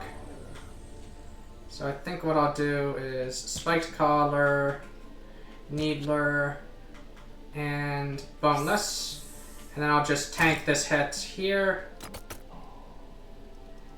And I think I'll just end to heal up Bulldog. Didn't go for the face hit, but if he did, that would have been fun. Went for that instead.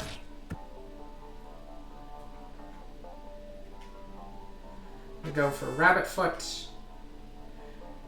And try this.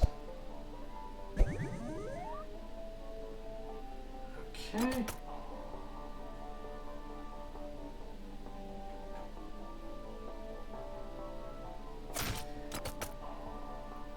I think I will just kind of put an end to his hand and stuff and go Mega and try to overwhelm him.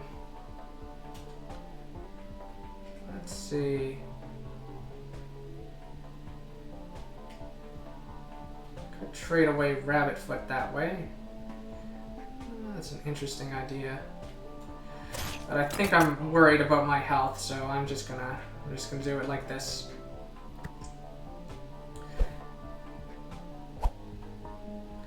Like now he's just top decking, and I am too, but I think I'm in a much better position. Especially since I have that going. So I think I'll do this. And also this, giving him lots of stats there. And let's see, let's just try to bring this guy down. Yeah, without his board, his Mega Form isn't that scary. So I don't think the order matters here too much. Since I think I can very comfortably kill whatever he plays now. And if he attacks me, that's a mistake. Although how would he know that that would happen? And I'll get this guy onto the board. I might be happy tanking this with face, but I don't think I'll do that. I think instead I'll do like this. Do like that. Now this side has attacked. And let's see.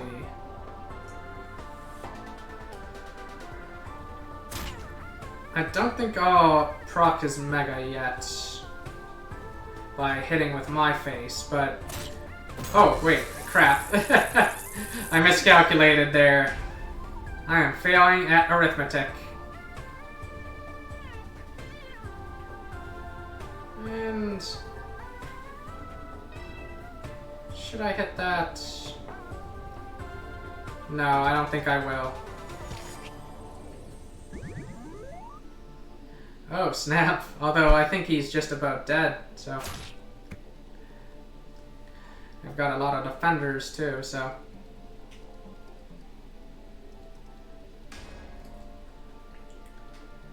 I think I like this move. Although I could do it with this as well.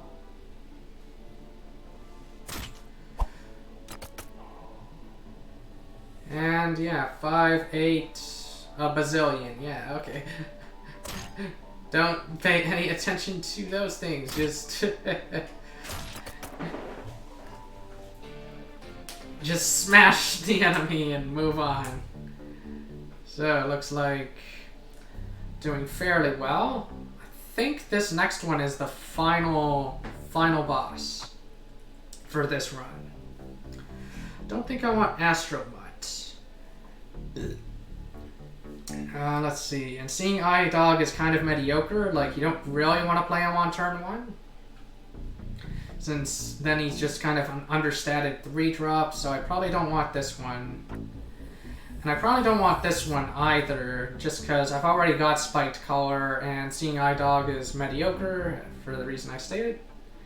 And Steel Skin I do like, and Blitza I think is very likely to get its value, very likely to be a 6 mana 8/8, so I think this is the choice.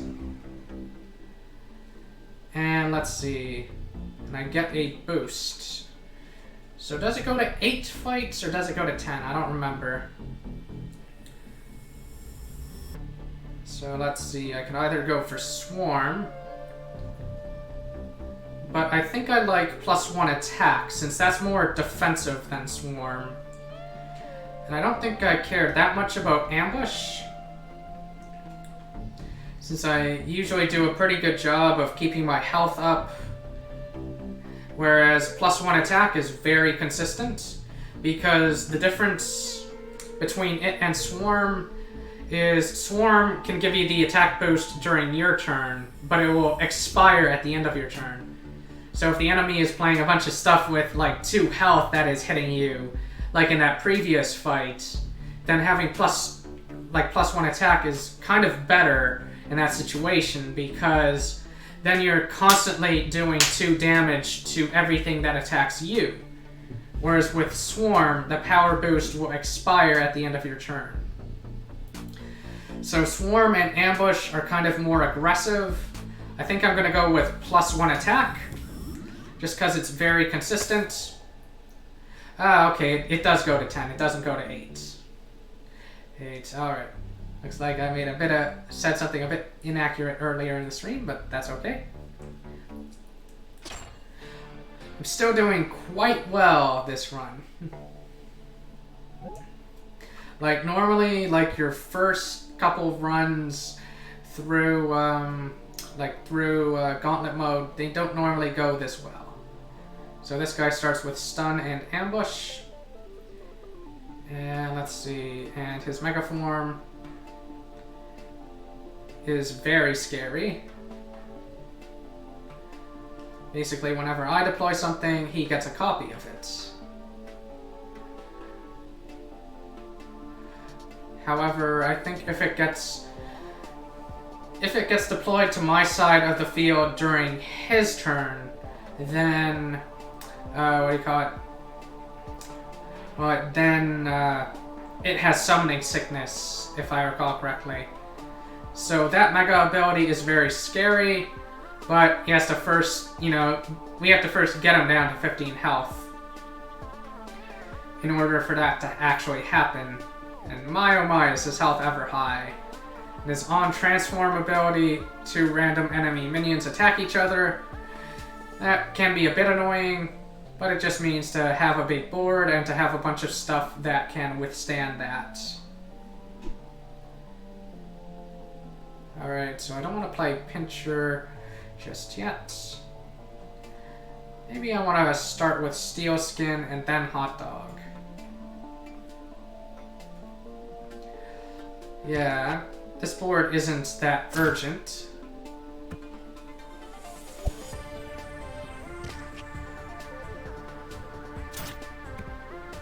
So I think what I'll do now is I'll just play Pincher to kind of nerf that guy. And he's going to take control of this, but all he can attack is myself. And, that's not the biggest problem.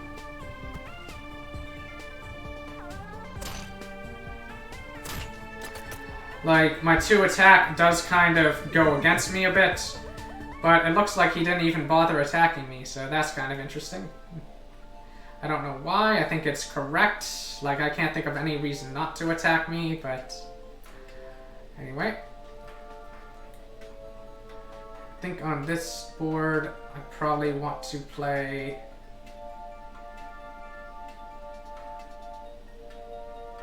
Hot Dog, and then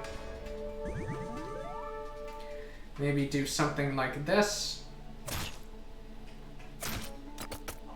Basically have Hot Dog protect Pincher, and then have Pincher kill something, or hit face, but more likely just kill something, you know, just trade into something else. That guy is hiding.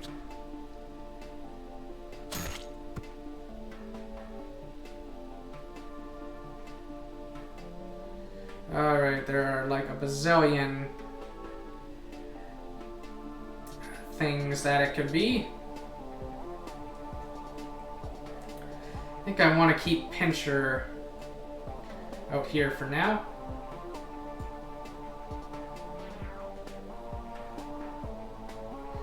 Let's see. Maybe Spiked Collar, Cat Brain Dog. He might have the one that copies, but I think he's gonna Hypnosify. Okay, Cat Brain Dog gets mind controlled. And let's see. I think attacking might still be correct since I want to get my own health down.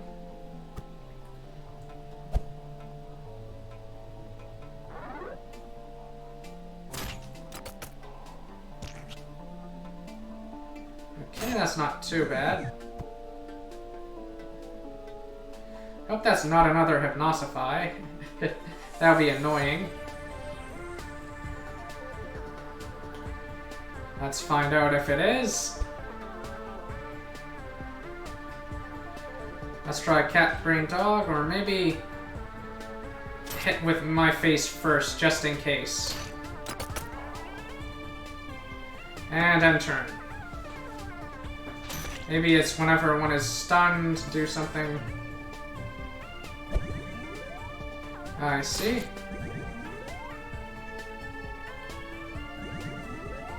Ooh, very nasty.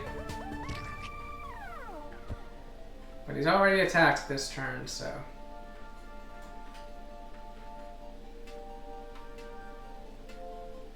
I think I should attack like that. Should attack like that. Bring out God Dogzilla. Or maybe bring out Tiny Head Rat.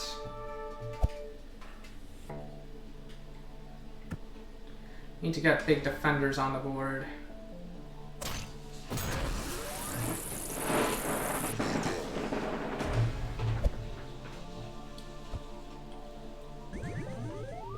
Now I have all the attack.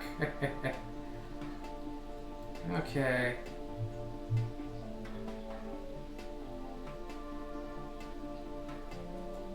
You into there. I'm gonna keep this guy active.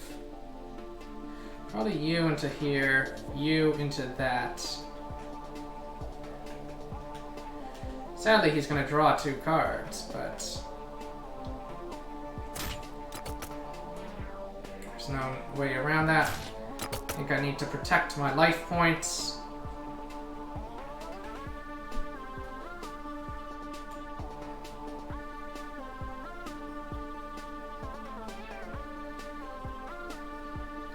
I might try to mill him. Might try to do that. Kind of a mill strategy.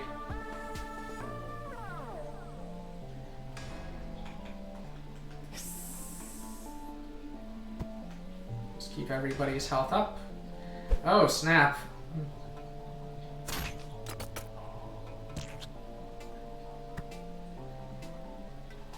And yet...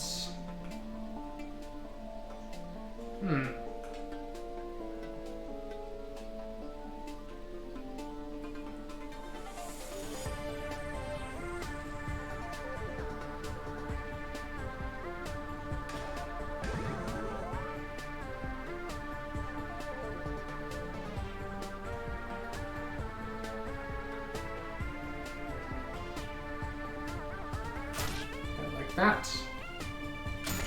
Like that.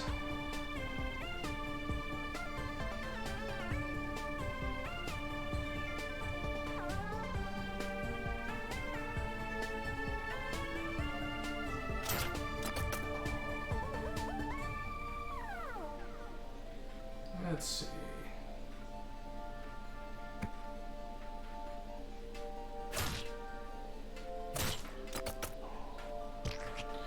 Two Kitadels. That was nasty. I think that's at start of turn. Ah, snap. Oof. Well played, well played.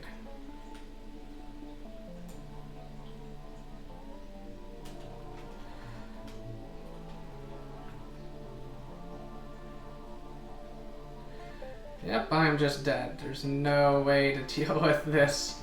This guy is nasty. He's hiding, so you can't target him easily. And all those Kitadels, like this guy's strategy was quite good. Keep talking about it as if it's a person when it's actually an AI.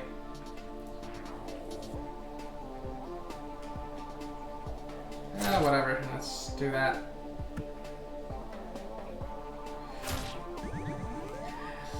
See, this is an example of a situation where you can do everything right but still lose. Like sometimes the AI just has a good matchup, sometimes it just has a better deck. Okay, I unlocked two things. Let's see what those two things were. Okay, looks like I unlocked the ambushed sticker. So I can now randomly get offered ambush and put that on, you know, some of my cards in my deck. Or one of my cards in my deck. But anyway. And I've unlocked a new deck. Ooh, that'll be fun.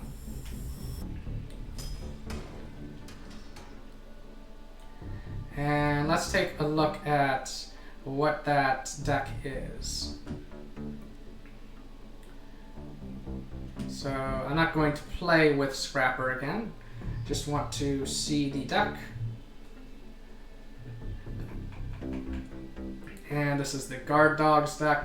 So it's got Astromut, which you might remember from before. One for a 1/2 with Defender. So that's good synergy with Scrapper since he likes Defender. We've got Steelskin, another Defender card. We've got Invertus from before, and these guys are all from before. We've got Pokey, who also has Defender. Might remember Pokey from that run I just did. And then we've got these cards as well.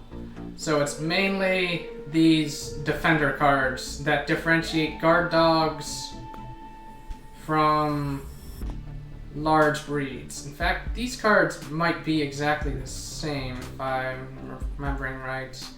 Let's see, let's just look real quick. Yeah, the top row looks the same, and I think the bottom row is the same, like of neutrals, I mean.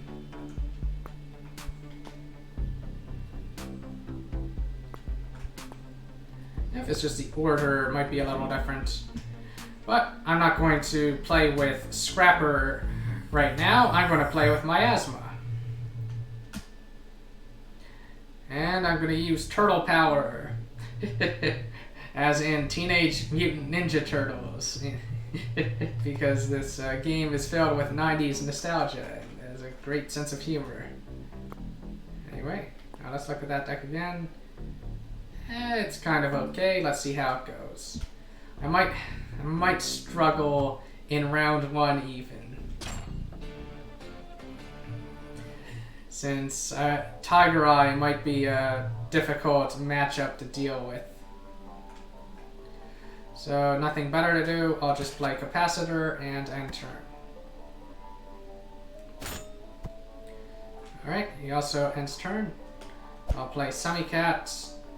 As before, I want to avoid him going Mega. Or put it off as much as I can. So I think Cat Cubed is a good play here. And then just get a kill on that. Semicat very likely dies. It's going Mega.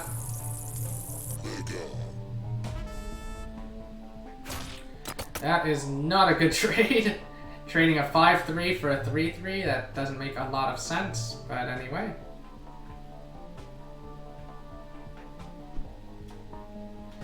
problem with playing Tall Tale now is that there might be argument for it, actually.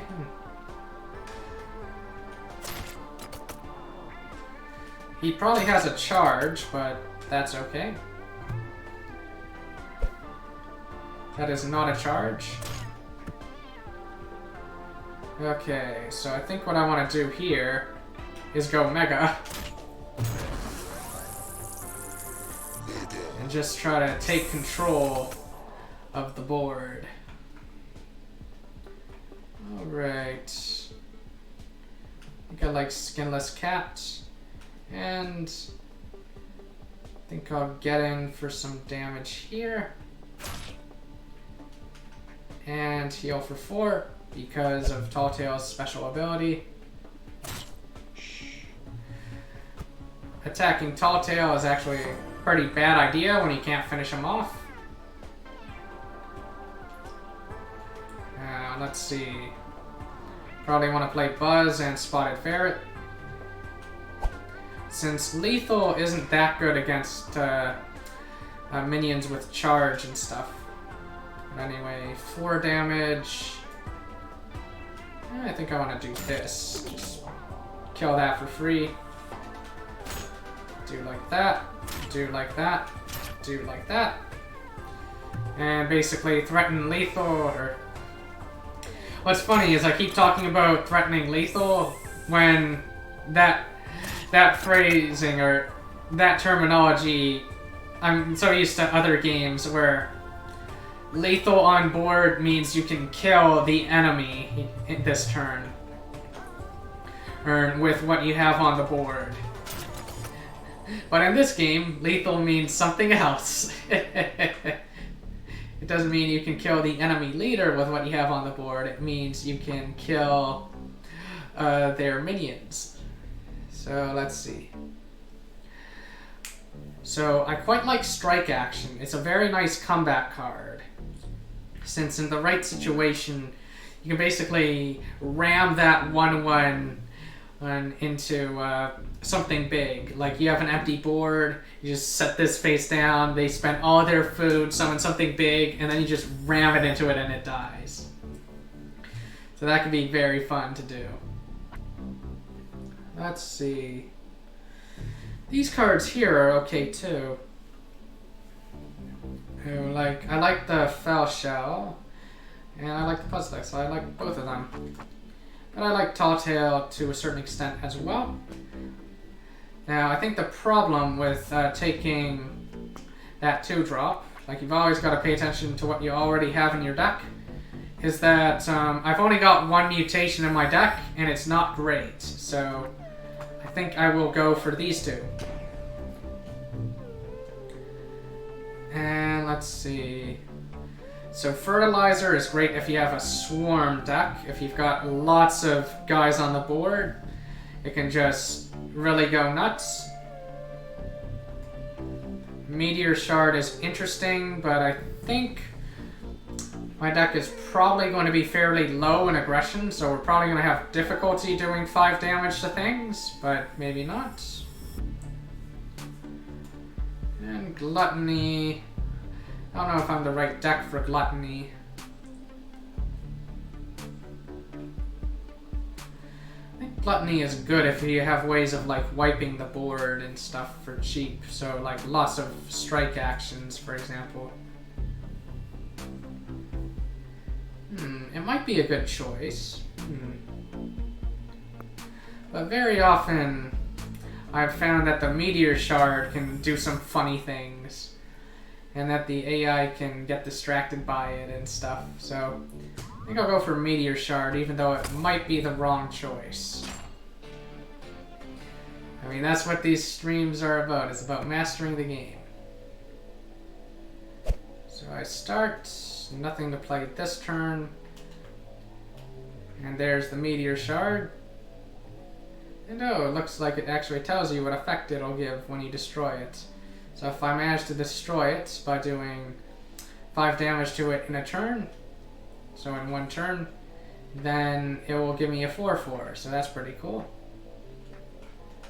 think I'll just try to get Poothon over here and get her health nice and low.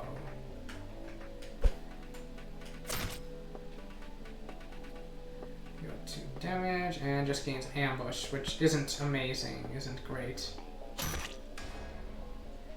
So here I probably want to just destroy the Invertus. I think I'll play Boneless because I can play Tall Tale on the next turn.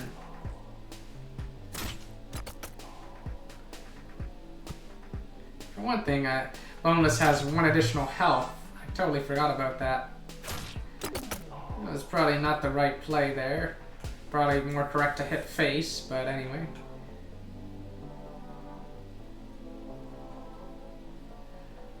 Let's see. Maybe Strike Action and Cat Brain Dog. Or maybe Tall Tale to stop charges from hitting my face. And if I can make her go Mega while Tall Tale is on the board, it's kind of fine with me. Alright.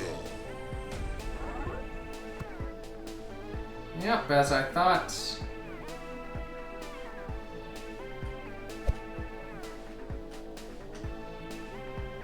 So I think this is safe.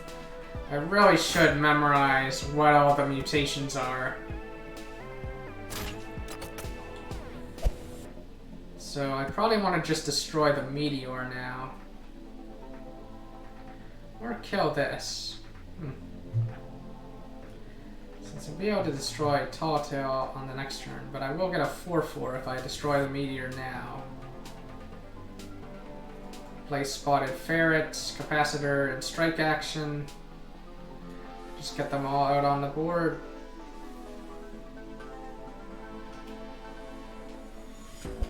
Let's play it now.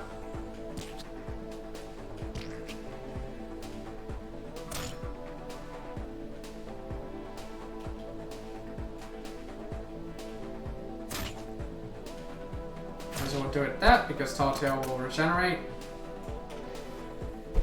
And the Meteor is back. Though come to think of it, the AI can attack the Meteor too if it wants. That is not the optimal way of attacking that. This is a 4/2. What does it do now? Gives champion +1 attack. What I want to do here is Rabbit Foot, ram into Splitter. I think I want Ferret to hit the Meteor. What I'll do is I'll play another Tall Tale.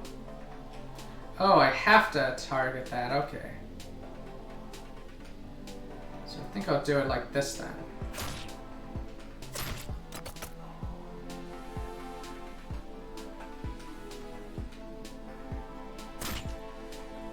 I think I'll just grab that. By destroying the Meteor, you kind of get these little power-ups.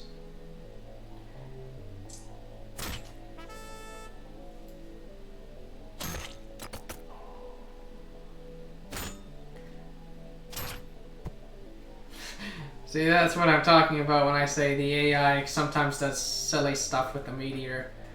Since if you can't destroy the Meteor, you shouldn't attack it because it just regenerates. Anyway, victory. Alright. Could get another. I'm having deja vu. I think I was just offered this the previous one. It's pretty funny.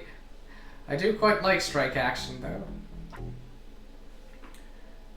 Let's see. I also like Atomizer though. Atomizer's not bad. And Stable Mutation can also be very annoying. I don't like Tall Tale that much. I've already got 2 Tall Tales. Yeah, so maybe I'll just go for more of these mutations. Puzzleisk isn't bad, but it's not amazing. It's not game-winning. Kind of want stuff that has high attack as my expensive stuff. Either that or stuff that is very good at protecting me So it could be Tall Tale and Strike Action, or it could be Stable Mutation and Atomizer. I think I'll go for that. -1, probably on the most expensive thing. Also, it has the best stats, so let's do that. +1 health. Maybe on Tall Tale, actually, just so that it can survive better. Since I don't care that much about Semi-Cat. Buzz might also like it, though, so I think I'll do Buzz, just spread it around. Ooh, Talk. Talk is dangerous. Very dangerous. Okay. The reason why Talk is dangerous is because of Mega Form. Your minions have charge. That is very scary. Very, very scary.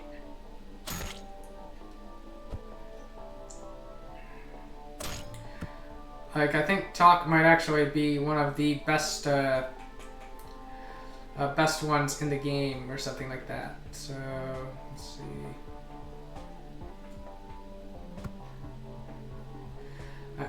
I know that I have beaten the game with Talk. Let's see.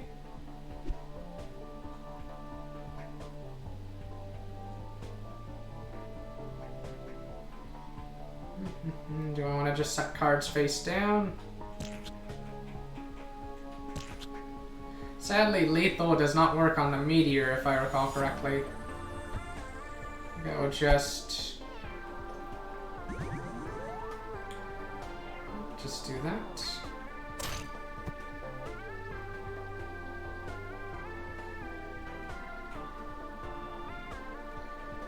I think I might play one Tall Tale. Or what I might do is I might play Skinless Cat and just destroy both of those. Yeah. I have the one that lets me attack twice, right? It might make sense to wait. Especially since I got multiple Tall Tales. What does the Meteor give? +3 food. Not amazing. Not bad either.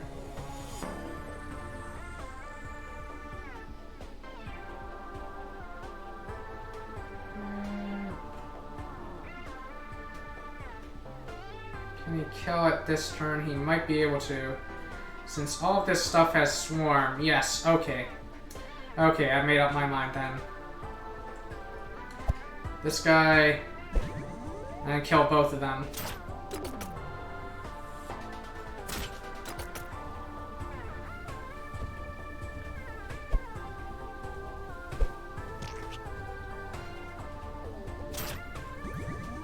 Oh-ho!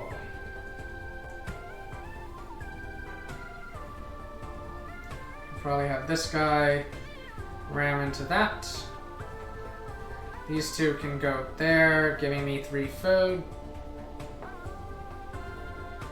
Sadly, Tall Tale isn't that good against these guys. Although I probably want to kill at least one of them this turn.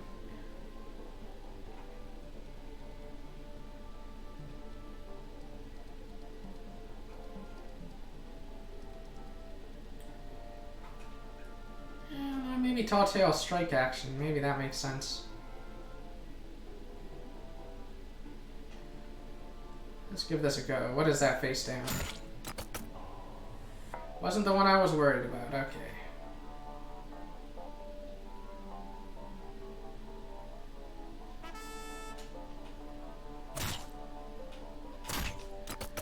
Let's grab some food.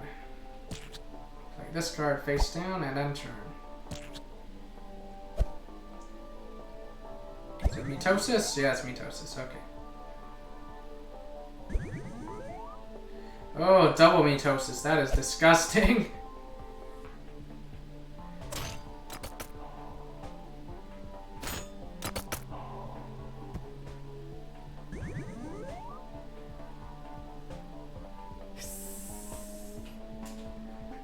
does this do?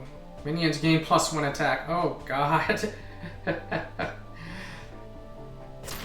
That's just awful. Oh, and I didn't even get to keep the food. Ugh. That stinks. Look at this disgusting board.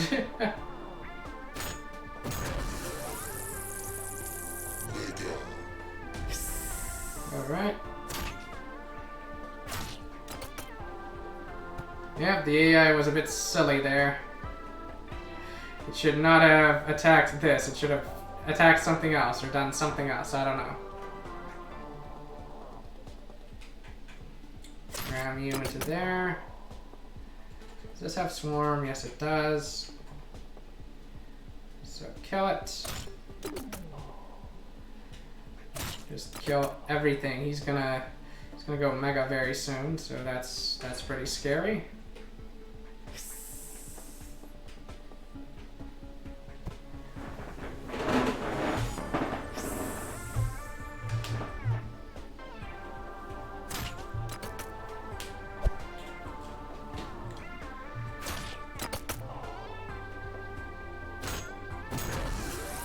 Now all of his stuff has charged.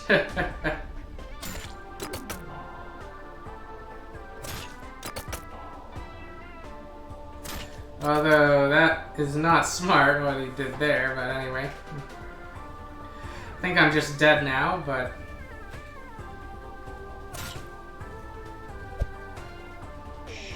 since everything he has charge now. So if he plays... like if he plays cards, I'm just in trouble. Oh, yep, that will do it.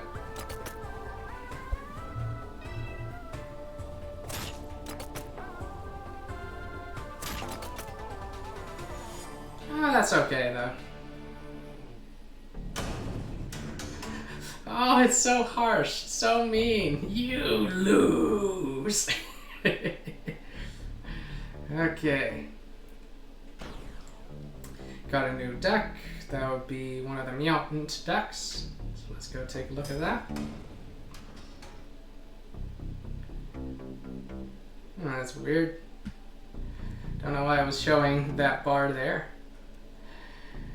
Anyway, let's go look at that new deck. That picture.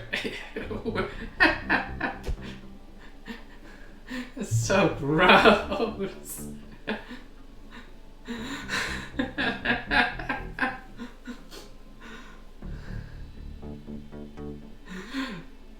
Like, I am not one who really believes in censorship, but if I did, this picture is kind of an argument for it. Okay, now this card, Icky Pew. Yes, very fitting name for what's in that picture. It's okay. I much prefer Spite Spores, which is more long-lasting, more long-term. Since +2 attack is nice from a defensive point of view. It can help defend against a big board of enemy minions, but usually with the mutants, I'm playing very aggressively.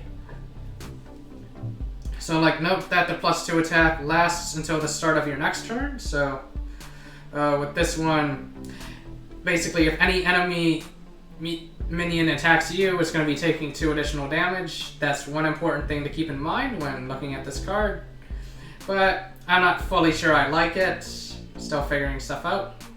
We have the Tiny Dog, who I don't think has appeared in another one of the decks. It's kind of... I don't really like the Tiny Dog very much, although it can be good in the right situation. Like, sometimes you just really need to do 1 damage to something, so you just throw down a Tiny Dog and you just ram it into it and just deal with it that way. Like, for example, if this is on the enemy leader's board, the Tiny Dog can be very good in that situation. But aside from that, it's usually incorrect to attack the enemy leader with it because then you're falling behind in card advantage if you're familiar with that concept.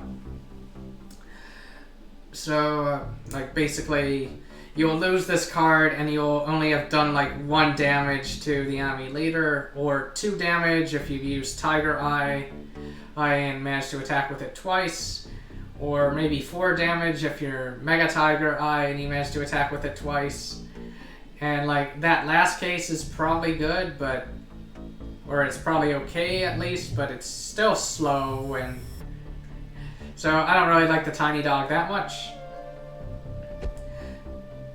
It's kind of okay, it's kind of mediocre. This guy just 3 for a 3/2 with charge. It's like, it's not bad. Sometimes you just immediately need to do 3 damage to something. It also essentially becomes a cat cubed if you're using Tigereye on him. So that's cool. And then as for the other cards, I like the top end. Like, I like this guy because he's a very nasty threat. Like, especially when you're using Tigereye. Like, this deck is very good with Tigereye because you very much like playing this guy onto the board, hitting the enemy leader for 6, and then essentially threatening to hit them for 6 again. And thanks to Tigereye, they can't just face plants into it because, you know, it'll now have 2 health instead of 1. And so this deck is generally good with Tigereye, but might not be that great with other leaders, although I'd have to think about it. I'd have to look at the other champions you can get and stuff. Spotted Ferret, kind of meh. For similar reasons as a tiny dog. It's in the case of the Spotted Ferret, it's a little slow, but sometimes you do really want to do 5 damage to something. And if you can put ambush on a Spotted Ferret, then it's good, or then it's okay. Like, this one's still a lot better, but it's at least getting there. Rabbit Foot is a pretty nice way to end the game, pretty nice source of burst damage. In fact, this guy is kind of like mini Rabbit Foot, so that's pretty cool. And then Skinless Cat is just, you know, just a decent 5-drop. It's just alright. I would say it's about average. And yeah. And so I've done a run with Tigereye, with Zapper, and with Miasma so far. I think I will now do one with Hareforce.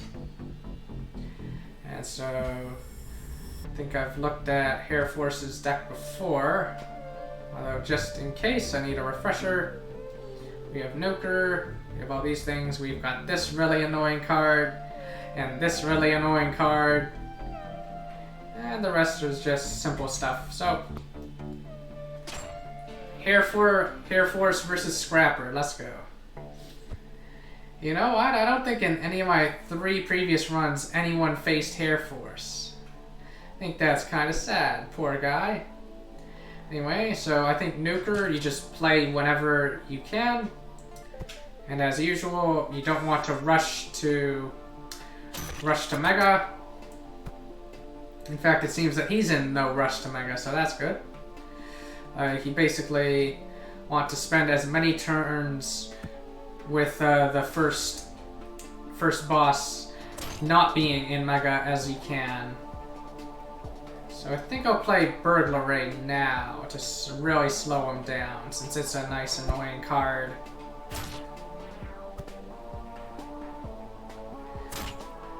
Although now he goes Mega. Silly me. Now I gain a food, so it all kind of worked out. Maybe I'll play this guy onto the board.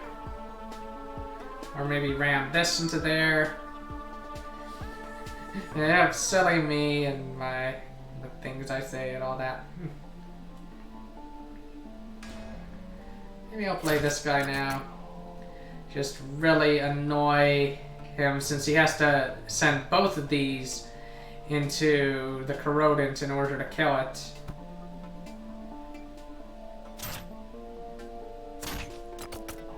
But the Burglary is still on the board. And now the burglary I'll probably just trade into there. And now what do I want to do? Maybe play this big thing. Maybe play Semi-Cat first, just to threaten something. And hit face. Try to get to Mega myself. I'm not sure I agree with that move. You left Semi-Cat alive. Let's see, do I have lethal now? You can play Invertoise or Invertus. Rabbit Foot. That would boost Semi-Cat to 3 attack. And then that, and then Rabbit Foot will do that. So yeah, okay. Invertus. Rabbit Foot. Just smash everybody into him. I didn't even have to go Mega.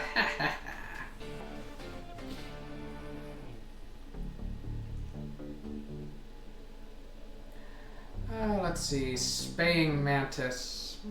Not sure if I want this one.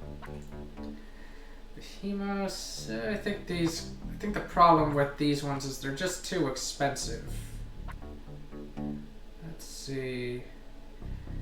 I don't like Scratter that much, although actually no, Scratter can be a very nice amount of burn damage if you play it at the right time. Like, you don't play Scratter turn 1. What you want to do is you want to kind of set Scratter and then trade something with a huge amount of attack into something else, and it dies, and then Scratter pops off, and the enemy suddenly takes a lot of damage. So let's see. I might just go with Spaying Mantis, since I do like the amount of aggression that it represents. Do I want to try the Meteor Shard again? Shufflin' is an interesting one.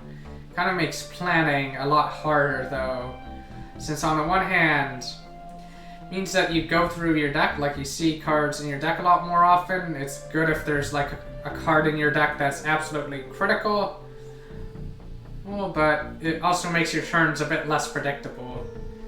So I think I'll go for Meteor Shard again, since it is a fun one. So Poothon goes first. Okay.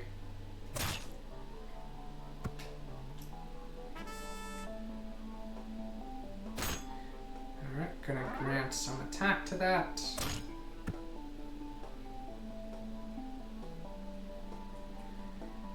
Let's see, if I play Burglary, does it survive? I think it does. Oh, but I can't play Burglary this turn. Okay. I should just attack this guy then, so that, you know, he doesn't get, you know, some extra damage off on me. Anyway. If I end up going Mega, that's fine.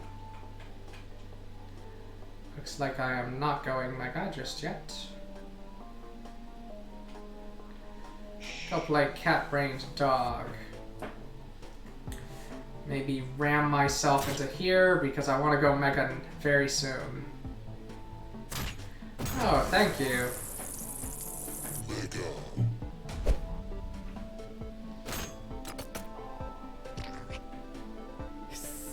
Now, let's see. Deal 2 damage to all enemy minions. So I don't want him to go Mega just yet. You want to trade Cat-Brained Dog into there, or maybe trade these Pipsqueaks.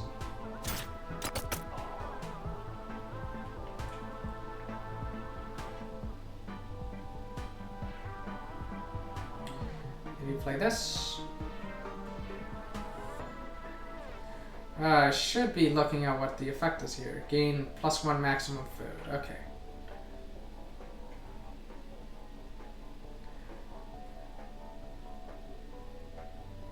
I think think I'll play Spaying Mantis, because if that's hypnosified, then I'm probably cool with that.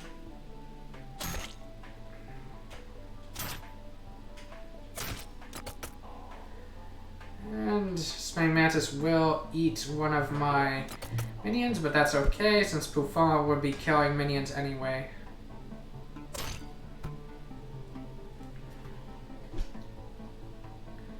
Alright, the Corrodent. So let's see what this gives now. Deploy a 4/4, although I can't get to it yet. And just gets ambushed at that point.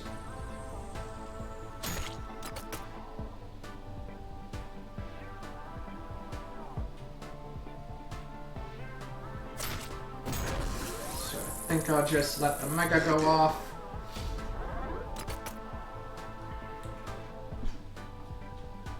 Maybe try to trade away this guy for something else.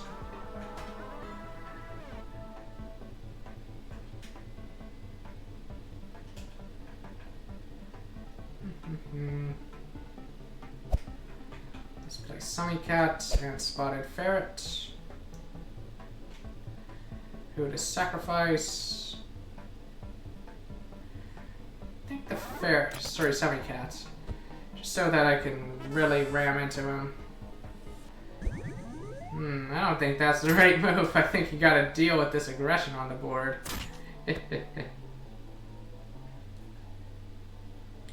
Yeah, I've got Rabbit Foot in hand, so...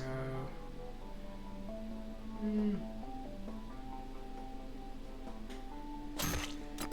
think I'll play a little defensively.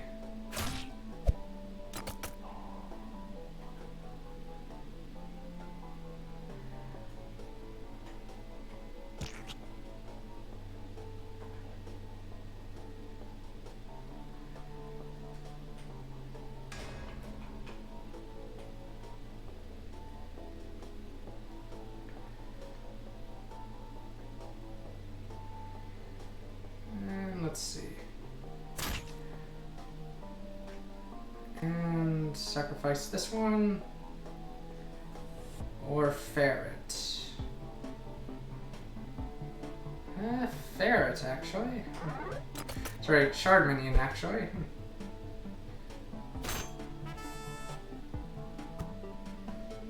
Didn't even attack. That's bizarre.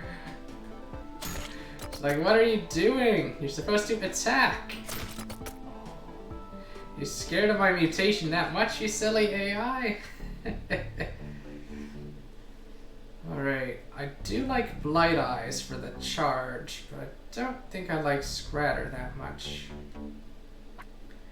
Mitosis is a very fun card. Floofer Swarm, kind of meh.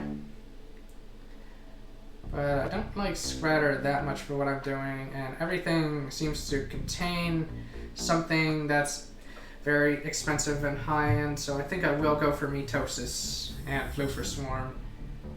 Since Mitosis is, what's it called?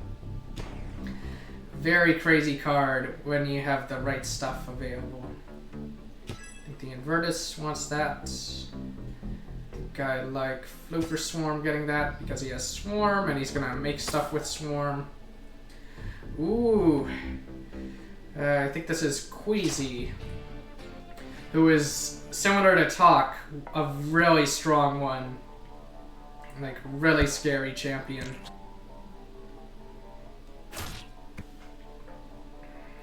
Okay, I think I'll set Mitosis. And... I think I'll attack.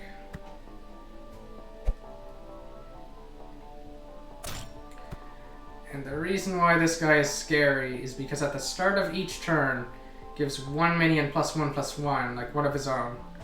And when he goes Mega, he's giving stuff +2/+2, which is very scary. I have nothing in my hand. Oh, snap.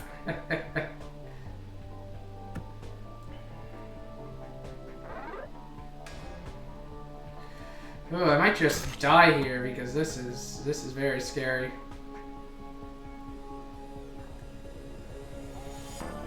think I'll try Cat-Eyed Dog or Cat-Trained Dog.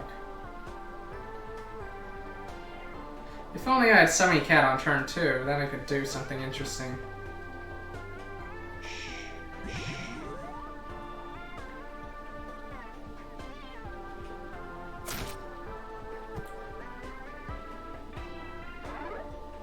Okay, that's not too bad.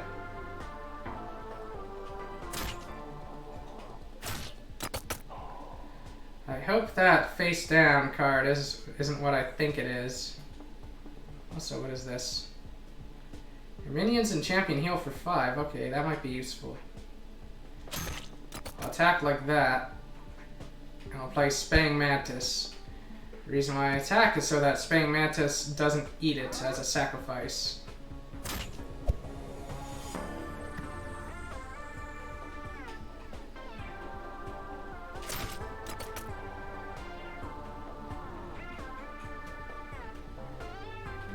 Let's go for Floofer Swarm. Then sacrifice the Floofer.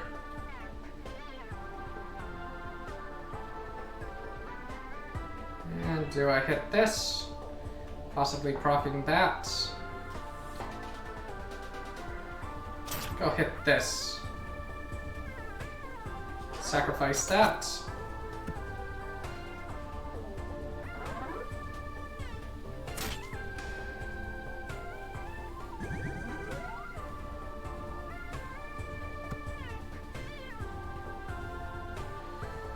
Let's see, this will be 5, 3, 4, 10, what's that?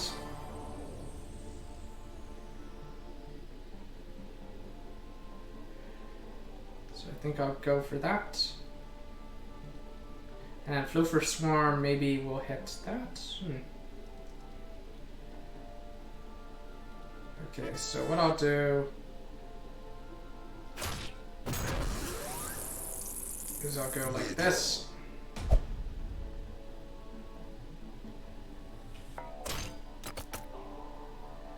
Trade Mantis away. And let's see.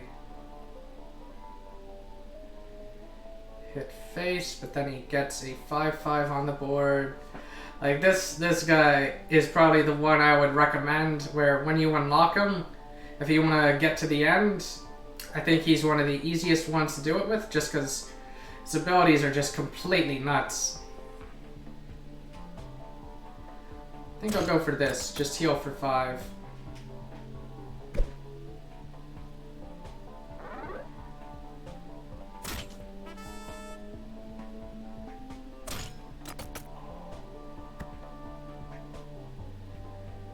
Just tank that hit there. Your minions gain +1 attack. That might be useful. Alright, how many can I get out here? Rodent, Semi-Cat.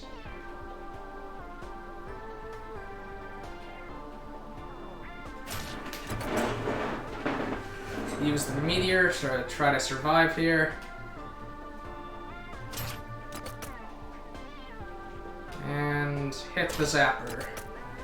Just try to bring him down. It's a nasty card. It's gone Mega. Means one problem is gone, but another problem is here. Check what the meteor does now. Draws 2 cards. That's not useful this turn. Let's see. I think I want to play 2 things onto the board. Maybe Tiny Head Rat and Invertus.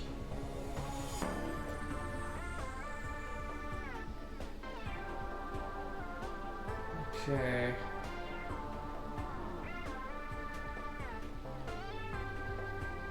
Question is that Needler over there?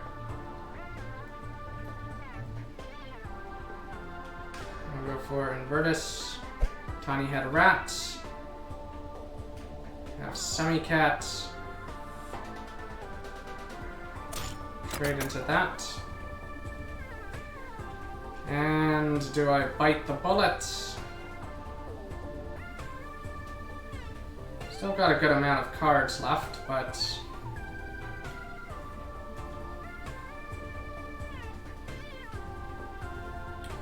Alright, is it Needlure?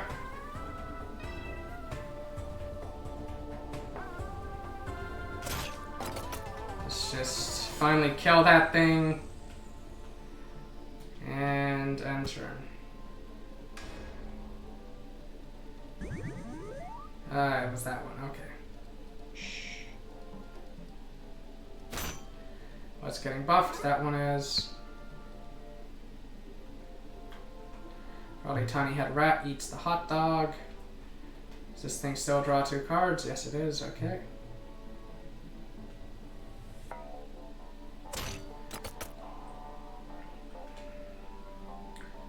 So I think I've just got to slowly overwhelm him with damage.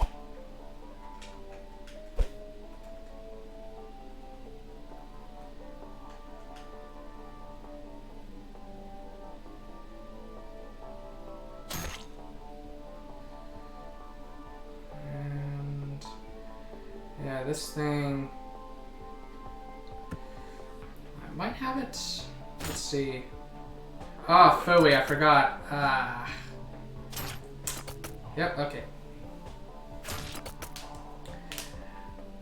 Oh, that was... Oof. Oof. Queasy and Talk. Very, very strong. And I'm just... Like, I'm at level 6 in Gauntlet, so, you know. Like, don't get too discouraged if you lose like that, because some of the heroes, some of the... I keep calling them heroes, champions, leaders, all that stuff. Some of them are very, very strong, while others are kind of weak, so you kind of pay attention to the strategies of each and figure out what's going on. So that unlocks this last deck, like this last new deck, or the last of the 4 decks that I've been unlocking this stream. Yeah, I'm so rattled. Let's go take a look at it. Let's see, so I think it was this one. So we have Spikes, which I actually quite like. Like, it doesn't give +2/+2 like the similar one in the Wolfians does, but with lethal minions, they don't really need attack. They just prefer to survive and be able to kill your opponent's minions in one hit. Like, generally it's your other minions that are worried about attacking the enemy leader. And now we've got this lethal guy. So normally this card isn't that great because it's only got 1 health. Like, normally what you would do against this card is just face plants into it, you know, just attack with your leader to protect your board. But when you're using Miasma, it does get +1 health, so it can be good in that situation. Or it can be good if you play Spikes first. Then we have all of these neutral cards, which have been talked about before. And now we've got Toxic. I think that's how you pronounce that. Or it's basically 6 for 1/3 that also summons another 1/3, and they both have lethal. So this card can be, you know, decent. Like, especially when using Miasma, so Miasma quite likes this card. Since it just helps you take back control of the board, or kind of proactively deal with threats, since you're kind of potentially playing 1 card to get rid of 2 cards. So that can be good in a more long-term control style of play.